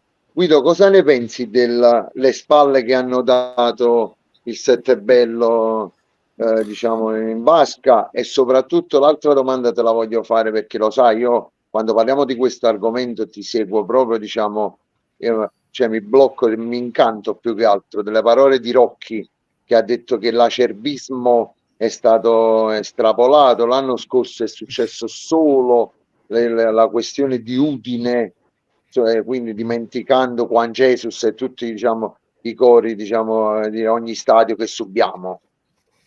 È una bella domanda, perché come tu ben ricordi io ho una grande passione per la pallanuoto, tifoso posilipino che ormai non vince più, legato a Carlo Silipo, a Porze, cioè quei grandi campioni. È difficile, io non so se si sono parlati, so che Malagò non l'ha presa benissimo, però ha anche un suo profilo elevato. Quando ha parlato non è che è riuscito a prendere delle istanze, anche perché fa parte del comitato lui olimpico, diciamo, non solo è presidente del CONI Italia. Allora, inizio Olimpiadi delle schifezze ci sono state, noi lo sappiamo che generalmente le abbiamo avute spesso tradizionalmente nel pugilato, non solo negli italiani, diciamo, e lui un po' ha sbottato, tant'è vero che è stato attaccato da alcuni siti e ha detto però poi ora che ha portato l'Italia a 40 medaglie nessuno, poi si sono dimenticati di farli comprare. Non lo so, io penso sempre che le cose devono essere fatte per cambiare il sistema, nel senso di migliorarlo. Perché e quindi ti dico, io non lo farei, ma non perché sono un vile, io combatto battaglie molto più grosse di quelle, perché se poi tu sei attaccato oppure hai quelli avete fatto benissimo, per esempio io non mi sarei ritirato da quella Supercoppa famosa, per quanto credo che sia il peggiore arbitraggio della storia dell'umanità, quello di Pechino. Perché ti sei esposto, poi tu non ti devi esporre e le cose non sono migliorate, perché noi abbiamo avuto scudetti controversi dopo, quindi che cosa ci abbiamo guadagnato con quella che è rimasta? No. Quindi se devi fare un gesto deve essere un gesto o iconico, fortemente iconico, i famosi guanti neri, no? Quello diventa iconico, diventa un fatto storico. Ricordate, no? I due atleti statunitensi con il guanto che diventa un simbolo anche etico, o nelle stanze del potere devi mettere in mano dei meccanismi che poi possono cambiare anche in meglio, intendo, le regole. Così è chiaro che ci sono rimasti molto male. La pallavolo la pallanuoto è uno sport bellissimo, anche uno sport molto duro, se ne danno di santa ragione sotto l'acqua. C'è stato un episodio fortemente controverso, ma secondo me hanno sbagliato sia da un punto di vista mediatico e sia da un punto di vista che poi comunque non ha portato non porterà, capito, a un miglioramento dei regolamenti. Quindi comportamentale proprio, dici tu, della situazione. No, se devi fare un gesto, devi fare un gesto per vincere, mi spiego. Nel senso che non per vincere la partita. Ho detto deve essere talmente forte da tutti i punti di vista. Ho detto che a questo momento, vedi, è cambiata. Abbiamo visto che questa applicazione tipo del VAR, eccetera, si lascia troppo prendere da interpretazioni dubbie e da questo momento cambia. Non ti restituiranno la partita alla medaglia, ma hai la soddisfazione tecnico-morale che sei stato l'apripista per migliorare le cose. Queste vie di mezzo, le rivoluzioni a metà sono sempre perdenti, però è non l'opinione del maestro di vita, non è che così devo fare, è la mia. Cioè, le proteste o sono iconiche, come quella che diceva, o devono essere fatte con le figure dirigenziali che almeno potenzialmente hanno la possibilità di cambiare le cose. Non è mai successo che la protesta di un calciatore o di un allenatore ha portato a cambiare le cose. Poi mi citeranno un episodio, eccetera. Oppure c'è una terza via, nasce Mohamed Ali, ma quello è un po' raro, diciamo. Prego? Ho detto pure c'è una terza via, nasci Mohamed Ali, ma quello è un po' raro, diciamo, nascere con quel carisma. Però è tutto iconico quello di Mohamed Ali. e anche considera che lui fu costretto per la reticenza alla leva, cioè la vita di uno, anche purtroppo la malattia, cioè quelli ne nasce uno ogni non so quanti anni, cioè, no, per questo ho detto è una terza via, ma è rarissima, cioè o nasci Muhammad Ali, ma è difficile. Sì, sulle parole di Rocco, però invece non è il caso. Tra l'altro poi secondo me non avremo mai la prova del 9. Si è persa, parlando di sport, di pallanuoto, sport meraviglioso, ripeto, si è persa anche la concentrazione. Poi l'Italia, vabbè, a parte quella, non doveva fare che gioco con l'uomo in meno, vai sotto di 3 con la non è arrivato da un punto di vista sportivo, perché poi tu devi dire ok, quella partita ce l'hanno sottratta, no? Però io poi ho avuto la forza sportiva di prendermi, non tirare nessuna medaglia, il quinto posto, perché incomincio a costruire una mentalità vincente. Cagni è un grande allenatore, ha fatto bene la nazionale. Mi immagino che la delusione è forte, anche perché per gli sport come la pallavolo, la pallanuoto, la medaglia olimpica è il coronamento della carriera, è veramente superiore rispetto al calcio. L'Italia non è manco presente. Però non va bene, anche perché avevamo avuto già l'episodio del pugilato, no? Fortunatamente, insomma, poi è stato un crescendo. Comunque l'ultimo giorno questa medaglia delle ragazze non cancella quell'episodio, però è come un bel film rovinato da un brutto finale, o un film buono che però ha un finale veramente figo, esci dal cinema con una soddisfazione diversa. Comunque abbiamo questa soddisfazione diversa. Vai, Raff. Volevo... Sembra che salta un po' di palo in frasca, però volevo tornare un attimo sul campo giocato, perché prima ti avevo scritto il commento su Dorgu, sull'acquisto di Dorgu, che secondo me sarebbe la mossa intelligente. Perché? Perché ritornando sul modo di giocare del Napoli di Conte, io noto che gli esterni d'attacco, i due sottopunta, diciamo, si tendono ad allargarsi molto e quindi si creano degli spazi di mezzo che vanno occupati dai braccetti o dai quarti. Principalmente dai braccetti, se il braccetto per esempio di Lorenzo l'ha fatto parecchio contro il Modena, specialmente inizio partita, saliva parecchio, si sovrapponeva, e quindi credo che l'acquisto di Dorgu, e quindi come avevo scritto prima nel commento, il passare Olivera a braccetto potrebbe migliorare proprio la carriera di Olivera, perché secondo me Olivera non ha la qualità, parliamocene per fare quel ruolo là, mentre invece come braccetto, dato che ha doti atletiche abbastanza vistose, potrebbe inserirsi bene nello spazio e quindi andare a creare bene superiorità numerica, specialmente sui cross. Per esempio c'è stato un cross di Ngonge dopo uno spunto al 90esimo, dopo uno spunto sulla fascia ha messo un cross veramente perfetto con il destro, tra l'altro, che lui è mancino, quindi molto apprezzato. Esatto, e la palla è arrivata proprio ad Olivera, perché Olivera ce l'ha quella cosa di tagliare verso l'interno, soprattutto con Kvara che si sta allargando parecchio, perché come ha detto Conte nella prima conferenza, Kvara deve partire dall'esterno per accentrarsi e quindi gli serve il giocatore che fa quello che ha anticipato il movimento. Bravo, ti ricordi bene l'azione, perché poi era buono il cross. Sì, era ottimo, gli è arrivato proprio sulla testa. Gli è arrivato proprio sulla testa. Comunque, è stato da solo Olivera, non sapeva cosa fare. Vabbè.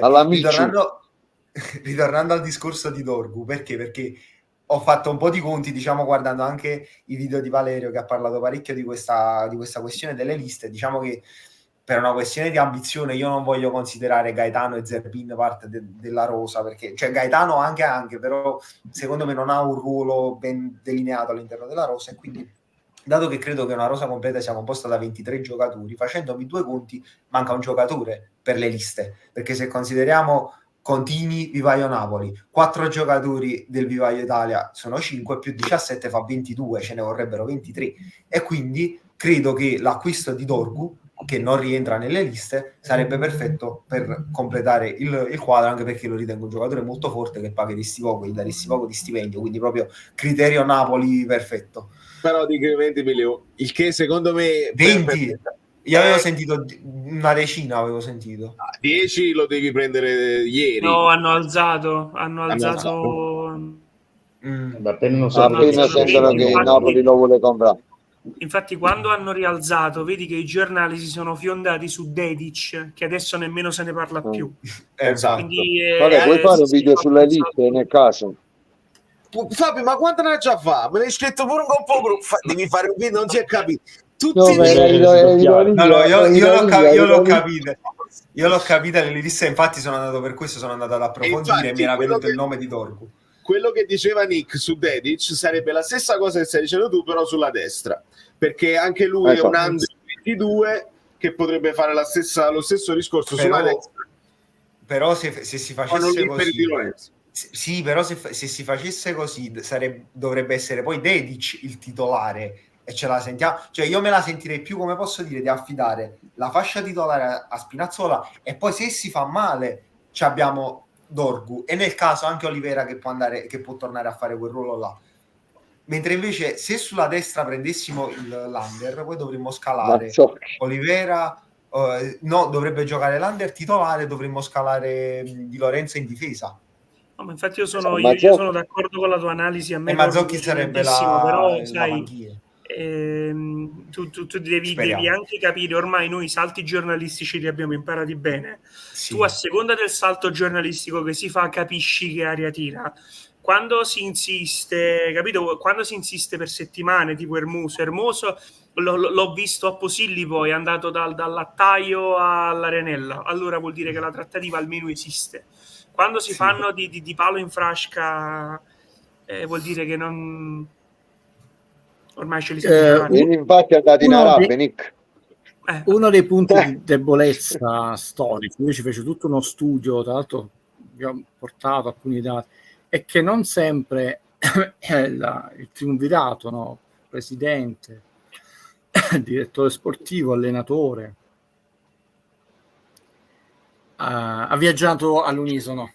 Sembrava, per esempio, io ho sempre detto che non è vero che De Laurentiis non caccia i soldi quando dice che a volte li ha spesi tanti e male, c'erano dati, però non è un fatto positivo quando noi abbiamo avuto gli anni di Mazzarri, che lui, ricordiamoci, cioè comunque De Laurentiis si andò a prendere il vicecampione pallone d'oro del Sud America, cioè spendemmo dei soldi, no?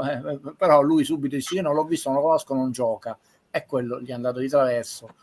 E poi è andato di prestito in prestito. Non funziona così, però significa, uno dei 1000 esempi che possiamo fare del Napoli, anche Sarri, è che comunque non vanno sulla stessa linea d'onda. Che significa questo?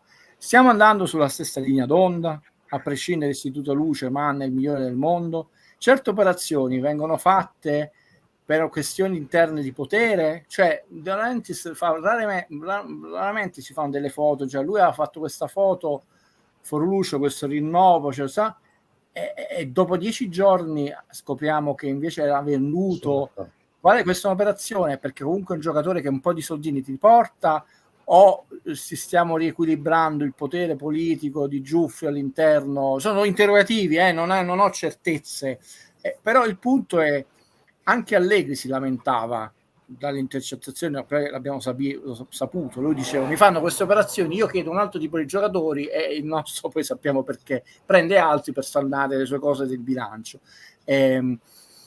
Questo mercato in che direzione sta andando? C'è sinergia, a prescindere dal nome esatto, e mi sa che sapete più voi di tante persone sui nomi esatti, perché per ora dall'esterno, noi dobbiamo dire oggi 12 agosto, poi non sappiamo, domani bellissimo, dicono tutte cose bellissime, ma fino al 12 agosto non voglio dire una confusione, c'è l'incertezza, no? Incertezza proprio della direzione, perché se tu abbiamo preso il sostituto di Kim finalmente, e basta, perché certe operazioni forse le capiremo, speriamo molto presto.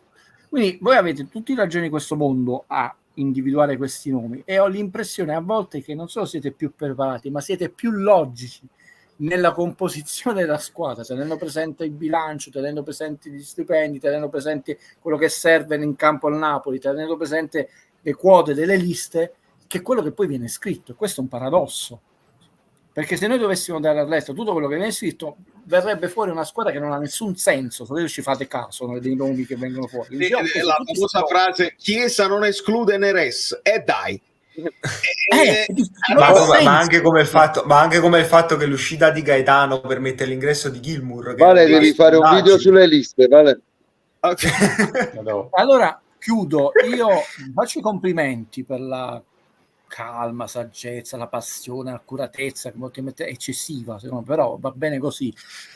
Io invece sono, sia perché in questo momento sono veramente totalizzato dal cinema, è giusto così, che non significa che ho perso la passione per il mio amato sport, però io ammetto la mia confusione, altro che saccenza, non ho queste vostre certezze.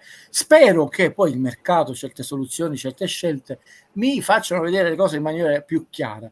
Questa mia confusione non è bocciare nessuno, ma sia entra qualcuno, è perché non riesco a vedere. Beh, io di solito riesco a vedere molto avanti su queste cose, no? In questo momento non riesco a vedere molto avanti il mercato del Napoli, è un mio difetto, un mio limite.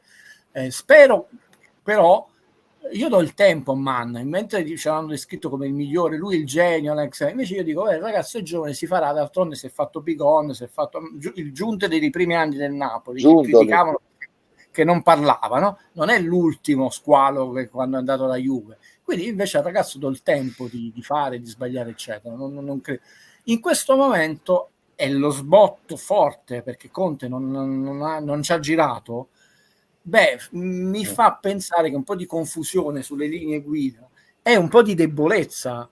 Sarà che abbiamo speso troppo in Sigari, poco nei giocatori. Il Napoli in questo momento ce l'ha. D'altronde l'unica cosa che ho letto, e lì non c'è nulla da dire, io mi alzo in piedi perché è un maestro, anche Corbo, l'unico che ho letto, ha detto che non è proprio bene, e Corbo non fa parte per nulla dell'istituto. Il Corbo ha sottolineato Elmas, Guido, più di una volta Corbo ha sottolineato la cessione di Elmas. Guido, mentre parlava mi ha fatto pensare a una cosa, cioè mentre parlavi dell'operazione Foloruscio Atalanta, in chat mi avevano chiesto qualche ora fa, poi me la so persa, dell'operazione Kalulu Juventus.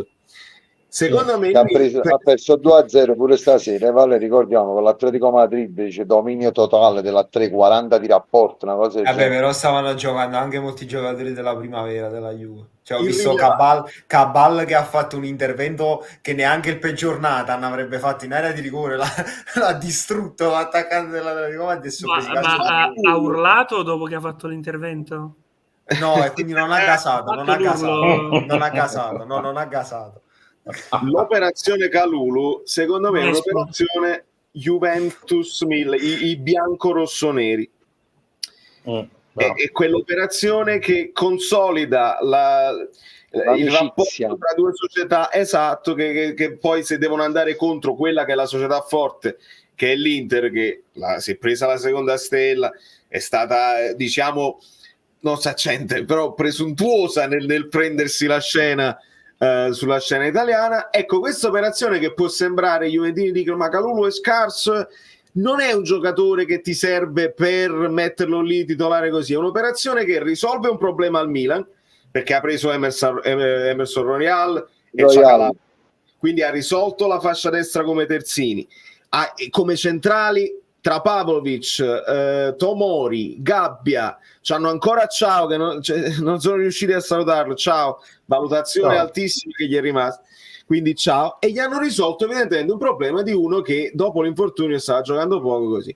Quindi Guido mi faceva riflettere su questa cosa, ed è una cosa che anche insieme alle liste noi consideriamo poco. Il mercato non è solamente il giocatore che ti serve, la richiesta dell'allenatore, e anche i rapporti tra le società, il risolvere alcuni problemi. Quindi lo Tito ADL stai dicendo tu, visto che Foloruscio sono 15 milioni di euro. Ah, ok, ci sto allora. Guarda che non c'è questa cosa, però si sa che i due hanno un rapporto e sono spesso equiparabili anche come atteggiamento. Poi non lo so se tu... In realtà il rapporto buono a DL ce l'ha con i Puzzo, cioè noi con l'Udinese abbiamo fatto spese e cessioni mica da poco. No, ma io sono sempre fatti pagare bene. Sì, lo stavo dicendo io. Il supermercato dell'oro è l'Udinese col Napoli. Io il cambio a centrocampo, perché poi alla fine sono usciti Caiusto e Floruncio, entrano ipoteticamente, perché ne ha detto anche Fabrizio Romano, Gilmour e Brescianini, l'ho letto più come un cambio di natura prettamente tattica, cioè nel senso ti serve Vice Lobotka e Gilmour, ti serve il vice Anghissà e Brescianini, proprio per fare le copie doppione, perché Floruncio è un giocatore che ha caratteristiche diverse da tutti Però i è sinistro Brescianini, Raff, ricordiamolo che è mancino Brescianini. Ma alla fine destra e sinistro io credo che sia un No, giocatore... cambia. Sì, vabbè, quello che voglio dire io è che se un giocatore sa giocare a pallone, destra e sinistro, va abbastanza irrilevante. Dipende dove lo metti, capito? Vedi Samardzic per esempio, non potevamo prendere Samardzic, ma ci vuole, abbiamo ma Samardzic è diverso. Samardzic è diverso. Ha una fase Samardzic mancino è più... Sì, No, ma sempre Samardzic sì, ma non c'entra niente. Samardzic è più simil Zielinski, cioè io vedo più Brescianini simili a è quello che ci manca a noi. Valerio ha fatto 18 video su sto fatto. Sì, ma non è detto. Non abbiamo più il ruolo per Zielinski, perché esatto, Valerio ha fatto 18 video sulla qualità, non scherziamo. Sì, ok, ma giocando a due ti serve il mediano di costruzione, il box to box, che sarebbe il box to box, e Anghissà che ti fa sia la fase di rottura sia il controllo palla quando è in giornata, quando ha voglia, quando si mette le scarpe. Quando le squadre avversarie non sono in Modena, però Raff, ricordalo sempre. Quando la squadra è forte, a lui si impegna quando la squadra è forte, questo lo sappiamo. Okay. E speriamo che lo faccia quantomeno contro le squadre forti quest'anno, però insomma io così l'ho letta. No, ma è tutto giusto quello che dici. Il problema, partiamo alla fonte, no? Che noi abbiamo iniziato questa stagione ancora, no, con il calciomercato con troppe pendenze che non possono essere risolti in una sola stagione. Ecco perché io vi dicevo, se noi avessimo 2 titolari, una riserva da Helmets quest'anno, che ovviamente devi sperare che rendano bene, non è che li hai presi, ovviamente il mio fatto 2 titolari che tu dici, il nuovo Callejon che era lì, lo mettevi lì, pioggia, vento, cose, cioè, incredibile. Sono troppi punti interrogativi. Guido, ma noi l'anno scorso abbiamo parlato subito dell'equivoco tattico Lindstrom e non è stato risolto niente. Quindi in una stagione non puoi, pure se hai Conte, lo stiamo vedendo, no? Tu ce l'hai Conte, no? Che tra l'altro è stato strombazzato, cioè non è che hai detto è stato annunciato, sì, è il salvatore, cioè mai un allenatore ha avuto un impatto mediatico così unanime, no? È un supporto. Manco Ancelotti. Io lo ricordo ma l'ha detto, è la prima volta che ricevo prima di dare, Conte l'ha detto anche lui qui. Però noi abbiamo molte situazioni irrisolte che hanno bisogno di tempo, questa è la verità. Dobbiamo capire quanti nodi riescono a sciogliere Mann e il suo staff e Conte, dobbiamo sperare che tu abbia una delusione, perché un giocatore che ti delude una stagione c'è sempre in tutte le squadre, che recuperi determinati giocatori che erano dimotivati e che in pochi nuovi acquisti o tanti, io non credo siano tantissimi, uno solo sbagli, no? Questo è un discorso freddo da fare, ma è così. La gente vuole i nomi, però noi partivamo molto indietro, non solo per i 41 punti, 10° posto, ma per tante situazioni. Conte ha detto una cosa cattivella, ma è vero, no? Quelli dice, però col 4-3-3 sono arrivati decimi, quindi significa che manco più quei giocatori col 4-3-3 erano sinonimo di garanzia. Quindi non è questione solo di lui chiaramente vuole fare un altro sistema di gioco, quindi tu hai dei giocatori che hanno fallito col 4-3-3 e che adesso devono essere giocatori diversi, non li puoi cambiare tutti con un altro sistema di gioco. È una rivoluzione copernicana, non da poco. Dice anche gli altri stanno indietro. Ho capito, ma tu devi pensare a te stesso, perché quest'anno io per ora mi aspetto un campionato da mina vagante, non da scudetto, ancora presto dalla Roma. O questo è l'anno della Roma, perché può essere l'anno del rilancio.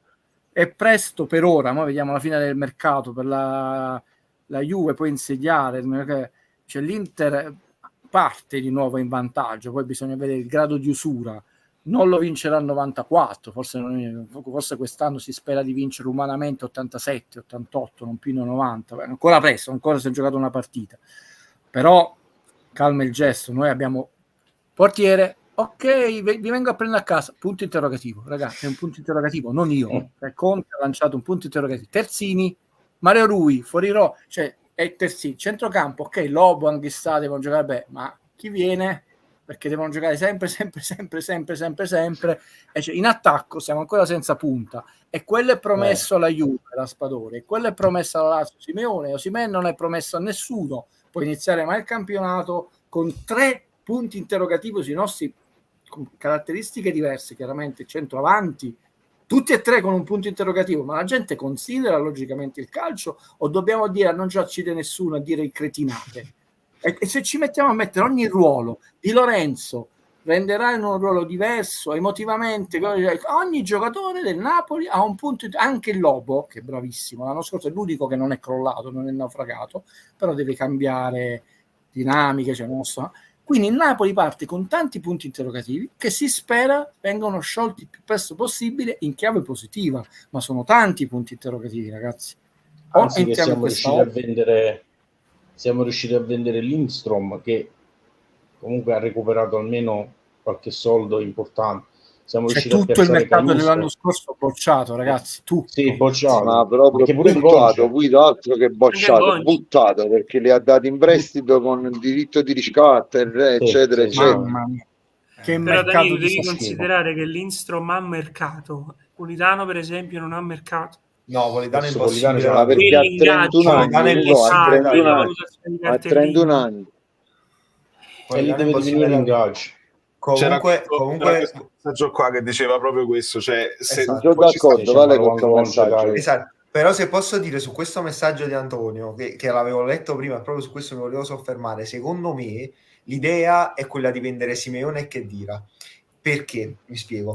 Cioè, quindi di spostare Raspadori come punta. Perché per come no, mi spiego un attimo. Per come ho visto io il gioco del Napoli di Conte, lui vuole la punta su cui fare appoggio, su cui fare sponda, e secondo me Raspadori tra Simeone e Khedira è il migliore che può fare questa cosa, non con la palla alta, ma se gli dai la palla sui piedi a Raspadori, soprattutto su una squadra che ti viene ad aggredire alto. Mi ricordo memorabile fu la partita Napoli-Torino dell'anno dello scudetto, in cui il Torino di Juric veniva ad aggredire a centrocampo, e lui e Spalletti, che aveva Osimhen infortunato, mise apposta Raspadori che gli faceva da pivot e gli apriva su entrambi gli esterni, perché appunto essendo ambidestro lo può fare. Quindi vedo meglio Raspadori come sostituto di Lukaku che Simeone e Khedira. Però è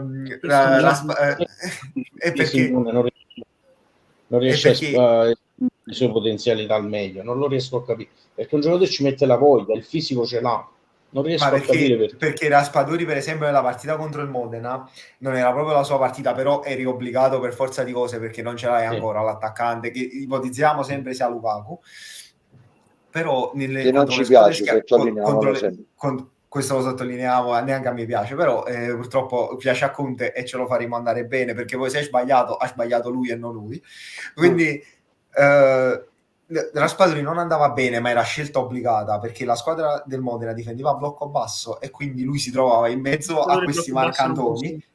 Raspadori col blocco basso è uscito fuori area, ha tirato in porta, manca una volta in 78 minuti. Ma io questo ti sto dicendo, perché lui deve fare la sponda, però se la squadra avversaria è schiacciata, lui come la fa la sponda? Se non gli può neanche arrivare il pallone.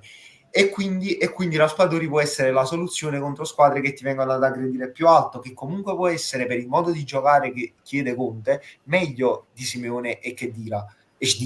Però per spiegare quello che ha detto Raffaele, che secondo me è molto giusto tatticamente, il gol che fa Raspadori contro il Brest, no? Lui viene a prendersi la palla al limite del centrocampo, proprio fuori il centro del centrocampo, la smissa a Mazzocchi, nel frattempo lo avevano seguito, e poi si rilancia nello spazio dove praticamente la difesa avversaria era troppo alta, e nello spazio si era lanciato anche Spinazzola che era finito dall'altra parte.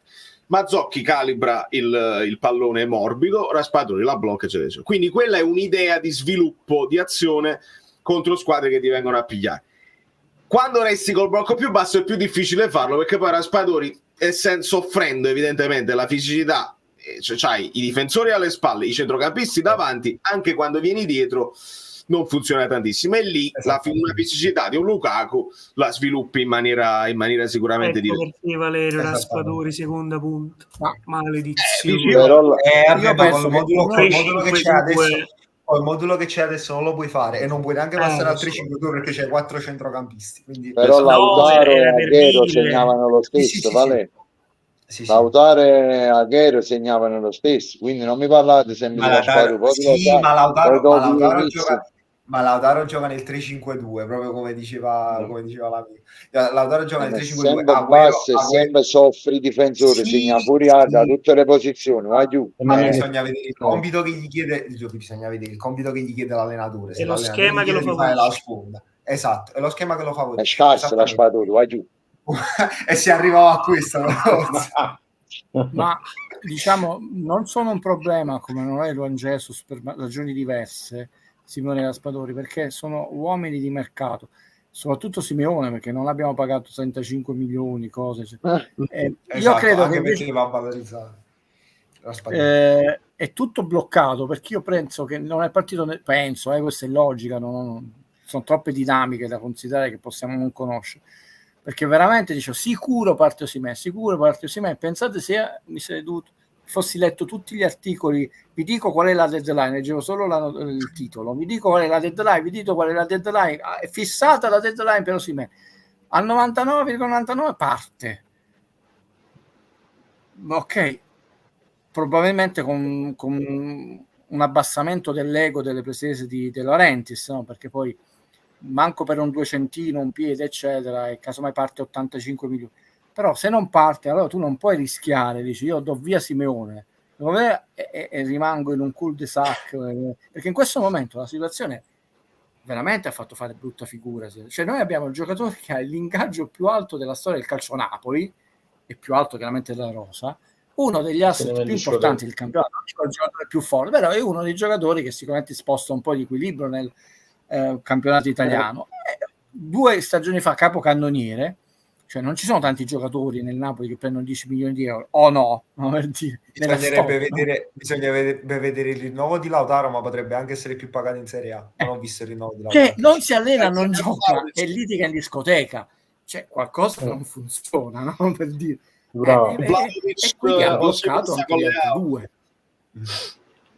Come ingaggio prima, sì, però è una situazione che in realtà, come disse Valerio, mi sembra che tu hai litigato con il signor Chiarelli, con le non capisci niente, sì. In realtà quello è un altro. Noi siamo arrivati al 12 agosto che siamo in una situazione antipatica perché poi Conte, che ci tiene molto la preparazione, io penso che avrebbe di gran lunga preferito allenare chi che sia, che era Lukaku eccetera, i nuovi arrivi, perché adesso è vero che il Napoli fortunatamente, per la gioia di tanti colleghi e tifosi, avrà la settimana tipo, però poi si trova la scusa, ma la pausa nelle nazionali, le gol, l'infortunio, non ha avuto il tempo piovuto, il campo allagato, eccetera, quindi gli alibi. Siamo Che bella live, vi devo interrompere, c'era Daniele, penso che stava con un po' di tempo che voleva intervenire, non voglio bloccarlo se aveva qualcosa da dire. No, volevo solo dire che comunque Manna in questo momento sta facendo, a mio giudizio, un buon lavoro, sta comunque liberando quei giocatori che dovevano essere mandati via assolutamente. È vero che comunque si dice un mercato con riscatti, con prestiti, però purtroppo questo passa al convento, sta facendo il suo meglio, io penso, vedo che sta facendo un buon lavoro, si è inserito bene, io penso che sul mercato la comanda Conte, perché è stato chiaro in conferenza, ha detto decido io su tante situazioni, però ha detto anche nell'ultima intervista che ci sono i paletti, ci sono le cose, ci sono questo cosa. Quindi alla fine ha detto lui dai suoi nomi. Ha detto seguendo i paletti lui dà i suoi suggerimenti. Ti comanda De Laurentiis. No, ma poi ha detto quindi che ragazzi tutti i giocatori vogliono venire e io ci dovete stare, mi dispiace. Dobbiamo aspettare come 2 o 3 anni di tempo. Controllo. Vai, controllo, ma di Nicola mi fido. Sì, ma è in prestito, vale un altro prestito, non è un acquisto, è un altro prestito. Ti ripeto, mi devono fare non voglio essere assolutamente volgare, eppure divento volgare, ma che vi ho detto, che vi dicevo, perché Nathan probabilmente se lo fai non deve venire a sostituire Kim, ma se lo fai crescere c'ha delle possibilità e tecniche di diventare importante. Non lo puoi mettere subito a fare il titolare nella cosa perché non può funzionare, e Conte si mette a ridere perché ha i giocatori più pronti. Però se lo mandi in prestito mi piace come idea. Ma no, era al Betis, però Vale, doveva mandarlo in Italia. È meglio in Serie A, sono d'accordo, meglio in Serie A. Però Vale, proviamo una volta diciamo, non siamo tifosi di nessuna scuola. Però scusate, ha senso mandarlo in Spagna per le sue caratteristiche, perché il calcio spagnolo è più sul piede. È più sì, allora riporto il tweet di Fabrizio Romano, non ha dato ancora le condizioni, ha detto che le discussioni sia tra il Napoli e la gente di Nathan sono molto positive, si sta andando avanti per il prestito con diritto di riscatto. E le condizioni il Napoli voleva fare l'obbligo, hai capito qual è ma io non penso che il Napoli volesse fare l'obbligo. Io credo che il Napoli nel caso ci dovrebbe anche ancora puntare. No, ma non che se lo voglia tenere, attenzione, vuole vedere come va e poi valutare. Rientro subito. Valerio, è chiaramente rivolto a tutti, no? Diciamo, non siamo tifosi di nessuna squadra, quindi tu sei un dirigente X, no? Per quale ragione devi prendere Cajuste pagandolo a peso d'oro? Ho detto, ha fatto una stagione non da titolare, quindi già non è un titolare, una squadra che è arrivata a 10ª, e non da titolare non si è messo particolarmente in luce. Con questo non voglio né esaltare né criminalizzare Mann, ma se vogliamo andare appresso al fumo, eccetera, uno si aspettava, no, lui la next gen, un genio. Ho capito, ma le altre società hanno l'anello al naso, dice. Allora se uno valuta tutti i giocatori, no? Se il nostro asset maggiore è comunque un ragazzo che ha delle problematiche non solo caratteriali, poi si infortuna troppo, eccetera, gli altri giocatori, le altre società comunque non è che te li vogliono regalare i soldi così come. È detto, noi dobbiamo considerare da dove siamo venuti, e siamo venuti da un campionato bruttissimo anche da un punto di vista, perché Garcia, ok, l'istitutore Garcia, ma là poi se n'è andato Garcia e questi qua non si sono tirati fuori dal fosso, sono affossati sempre di più. Anche la questione di Lorenzo secondo me ha fatto più danni che altro il suo procuratore quando ha parlato, perché ha avuto un esaurimento, ma lui non doveva fare anche il dirigente male, perché significa a questo punto che non ha la forza morale per erigersi a super leader, cioè crollato pure lui, non lo sto colpevolizzando, no? Però ha detto non raccontarla questa cosa perché lo indebolisci, non lo rafforzi, se pensi. Però è una mia convinzione. Se posso, altro tweet di Fabrizio Romano che ha detto che per Neres è praticamente chiusa, a breve lì Ruigo, ha detto diciamo il contratto di Neres è stato accettato e la quota è 25 milioni al Benfica. Oltre ci ha detto a Gilmour i contatti con il giocatore sono terminati, tutto a posto, e nuova offerta presto al Brighton. E ha detto che con Lukaku c'è già la bozza di contratto per quanto riguarda lui, e presto verrà fatto una nuova offerta al Chelsea. Ha detto Fabrizio Romano si aspetta che il Napoli sarà molto impegnato prossimamente. Sì, ma hai detto Mann sta facendo quello che deve fare, partendo da una stagione che era editato e dove tu non è che hai fatto scintillare gli occhi e nessuno ti vuole fare regali. Quindi per quale ragione Caius tu lo devi vendere a una cifra astronomica, oppure obbligo di riscatto fissato a 27 milioni più bonus facilmente registiti? Così sono pazze le altre società. Ci vuole, perciò ho detto, uno deve essere tarato sul mercato, e quindi una stagione dove devi ricostruire, ci sono dei momenti difficili, ci sono dei passaggi difficili, dei passaggi anche economici, tu dici peccato, speravamo un po' di più, e dei sacrifici. Chiudo. Secondo me il messaggio di Conte è anche abbastanza chiaro, perché anche Tostarello ha detto io sono venuto con l'entusiasmo, eccetera.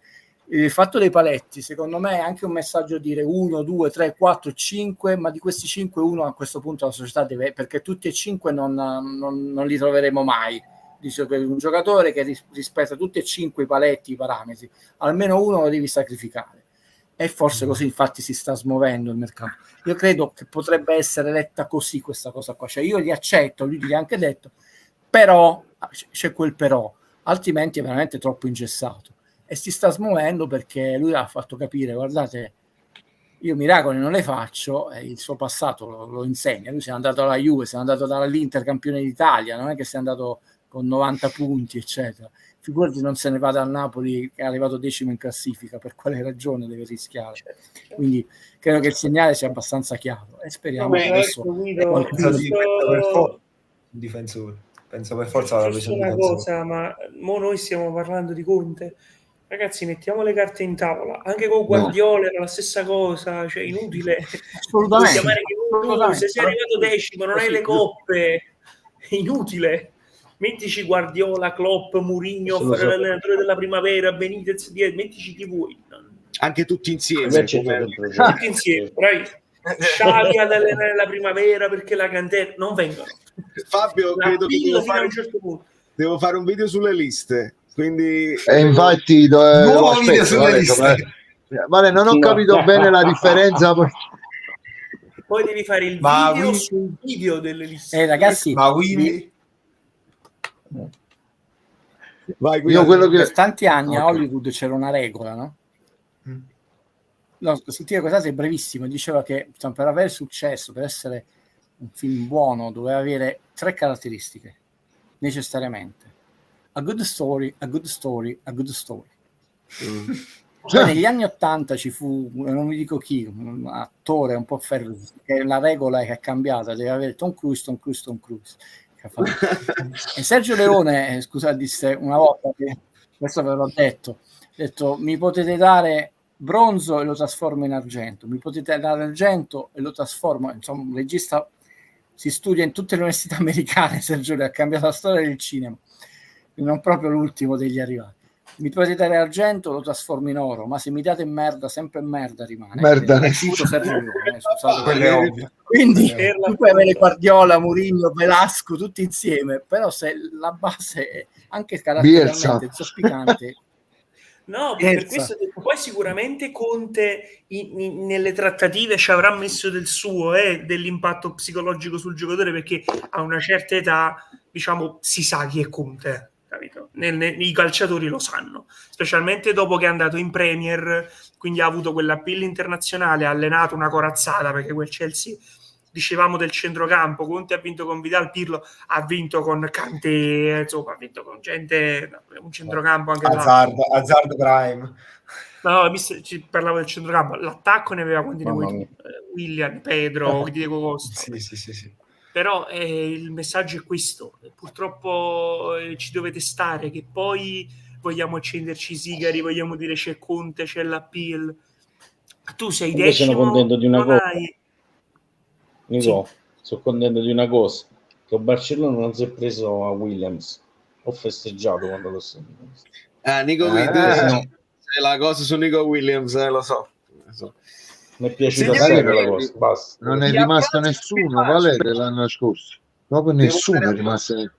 Devo andare a fare il video delle liste. Vi abbraccio. E c'è anche la sigla stasera.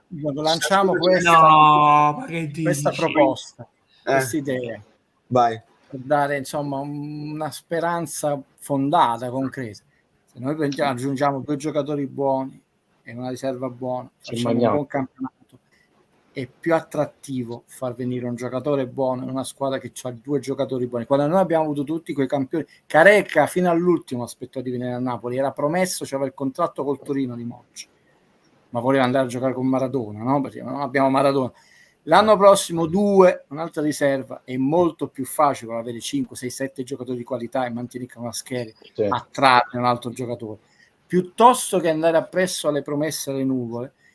Se uno entra in questa mentalità e siamo bravi da incominciare a costruire tassello dopo tassello, la luce si vede. Se ci aspettiamo le nuvole, come ha detto il nostro amico, manco Guardiola ci risalva, ma d'altronde Guardiola, se va a allenare, che ti devo dire, il Frosinone, avrebbe fatto qualche punto in più, ma non vinceva lo scudetto. Comunque c'ha questo figlio di giocatori, come lo stesso Ancelotti, che nell'Everton non ha vinto, non è andato manco nelle coppe. Ed è scarso Ancelotti? Assolutamente no. Comunque puoi mettere un plus valore, da sesto arrivi terzo, ma non primo, per dire, ma da 20° non arrivi primo. Noi siamo arrivati sempre quinto l'anno prossimo. Dobbiamo Giuseppe Del- costruire. Io sono per quest'idea più prudente. 2-3, cioè piano piano. Se arrivano 8 giocatori fortissimi, io figurati, facciamo prima. Però sono più per la prudenza. Quindi Anche perché facciamo andare a fare Valerio i video sulle liste della spesa. Che deve trovare il nuovo difensore al posto di Nathan. Bravo, si ritornerà a Ma parlare. tu pensa, se Nata esplode in un'altra squadra, che Mercato da 11, mercato da 11. No, non era, penso non che era influenzi il specificato. mercato Se Nata- attuale. No, non era se Nata esplode, ma uno può dire, mica io avevo specificato dove, quando e perché. Bravissimo. È successo. 10. Comunque, È successo 10. È successo. approfittiamo del terremoto Nel Juve, 20. ragazzi, prendiamoci a codice fiscale e chiesa, così l'abbiamo risolto. No, non scherziamo proprio. Quando glieli dà Quale quegli ingaggi. stipendio? E quando glieli dà quegli ingaggi. Quale stipendio? 9 Ma c'è milioni per il Szczesny. Via De Lorenzi che dovreste qualcosa di soldi. Sono Sei finiti zitti, soldi, è sono tirato finiti indietro, Quella è o una questione chiesa. spinosa, ma è tutta loro. E io Signori, lo capisco. comunque Valerio sta sì. cercando di salutarci con garbo. Tra Da un poco il quarto, garbo da un quarto finisce. d'ora più. Caccio- Da un quarto d'ora. Quando un abbraccio all'amico Daniele. Ciao bello, dalla A Germania. presto. C'è Magnan. Vai, un abbraccio e goditi l'Italia quando andrai. Un abbraccione, Raff, piacere di averti visto. Tienimi in contatto, insomma, tienimi aggiornato per le cose e in bocca al lupo al tuo fratello. Grazie. Non tutti devono sapere tutte le cose nostre, resta una comunicazione. Noi non abbiamo chiesto, Valerio, siamo stati No, riservati. ma li vedo, li prevedo. Io mi porto avanti con la chat che dice delle cose. Fabio Versatile. Vi saluto, è sempre un piacere vedere Il pur bravo. Guido. Il tuo No, togli questo. Togli, se no poi diventiamo quelli là, lascia stare. Fabio è meglio una persona meravigliosa anche perché odia me. Questo No. Guarda che mi sono messo bianco e nero proprio per essere perdonato, quindi non c'è. Guido si è messo a strisciare. Vale, mi raccomando, Vale, fai quella cosa dei 4, dei 17 e dei 16, mi raccomando, le liste. Allora, mancano 27 minuti, ok? Non si fanno prima. Tra 28 minuti considerati augurato di... ok? Buon compleanno. No, adesso non lo possiamo dire. No, adesso no. Adesso non si può dire. Scaramanzia. Perché sennò Comunque non verrà nessuno al posto di Nathan, Vale, secondo me, come hai detto tu nell'ultimo video, si è liberato uno slot per qualche altro ruolo. Quindi tutti i tuoi affetti più cari, prima di me, l'ultimo augurio che avrai sarà da parte mia, come ho lasciato, però ricordati che anche io perché se il primo augurio è saccente, ci capite? Ho capito come no, perché è una questione, insomma, ci avrai amici, affetti, familiari che insomma hanno più diritto di me di farti divertire. Però io non mi dimenticherò, quindi ricordati che ti avrò fatto pure io nel mio angolino gli auguri. Grazie, non si può dire adesso. l'apprezzo tantissimo. Ciao Fabietto, a presto. E Nick, un abbraccio anche a te. Grazie mille per lo spazio che mi concedi. Tra l'altro io dico le liste, ma in realtà devo andare a studiare per il mantra. Che là è tutta un'altra storia. Lì abbiamo cambiato delle date, sembravano i concerti internazionali. Sposta la data, vai, no? Devo studiare i ruoli. Un abbraccio, Nick. Un abbraccio. Ciao. Guido, grazie mille, sempre. Io domenica mi vedo con il mio amico architetto. Vedi? Io con che coraggio gli dico, perché noi potremmo pure intervenire, abbiamo queste cose in diretta, eccetera, ma di cosa parliamo? Del nulla, non possiamo... No, di questo possiamo parlare, perché magari voi non lo sapete, perché poi certe cose non sono promesse campate, però noi dobbiamo parlare di qualcosa di concreto. Quindi quando ci sarà sappiate che saremo pronti. Un abbraccio a tutti, amiche bellini, amici bellini, Valerio, anche chi comunque non è contento saprà che sarò sempre di meno, perché poi sono saccente. E di nuovo grandi tutte le atlete e gli atleti che hanno onorato la bandiera italiana alle Olimpiadi, in particolare le ragazze della pallavolo. Ciao ragazzi, bravi. Un abbraccione Guido anche a te. Dove sta? Ecco. Bravo. Signori, finalmente la sigla. Non è niente di che, è una sigla molto umile. Ho combinato una serie di cose più, ma perché proprio per il clima, perché deve esserci il clima giusto per la stagione, così dobbiamo prenderla a ridere. Questo è il mio nuovo. Sapete, si fanno le resolution, no? A fine anno in America. Dice, quali sono le tue si dice resolution, mi pare. I buoni propositi per l'anno. Quest'anno qua il proposito è di abbassare ancora di più, mentre tutti lo alzano il tono e i toni, noi li abbassiamo sempre di più. Qua giù devono stare proprio giù, non si vedono. Quindi una risata in più è un'intossicatura in meno, una risata in più deve essere tutti meme, e quindi sigla. Molto bene, vedo un clima sereno, mi fa piacere. Allora, prego.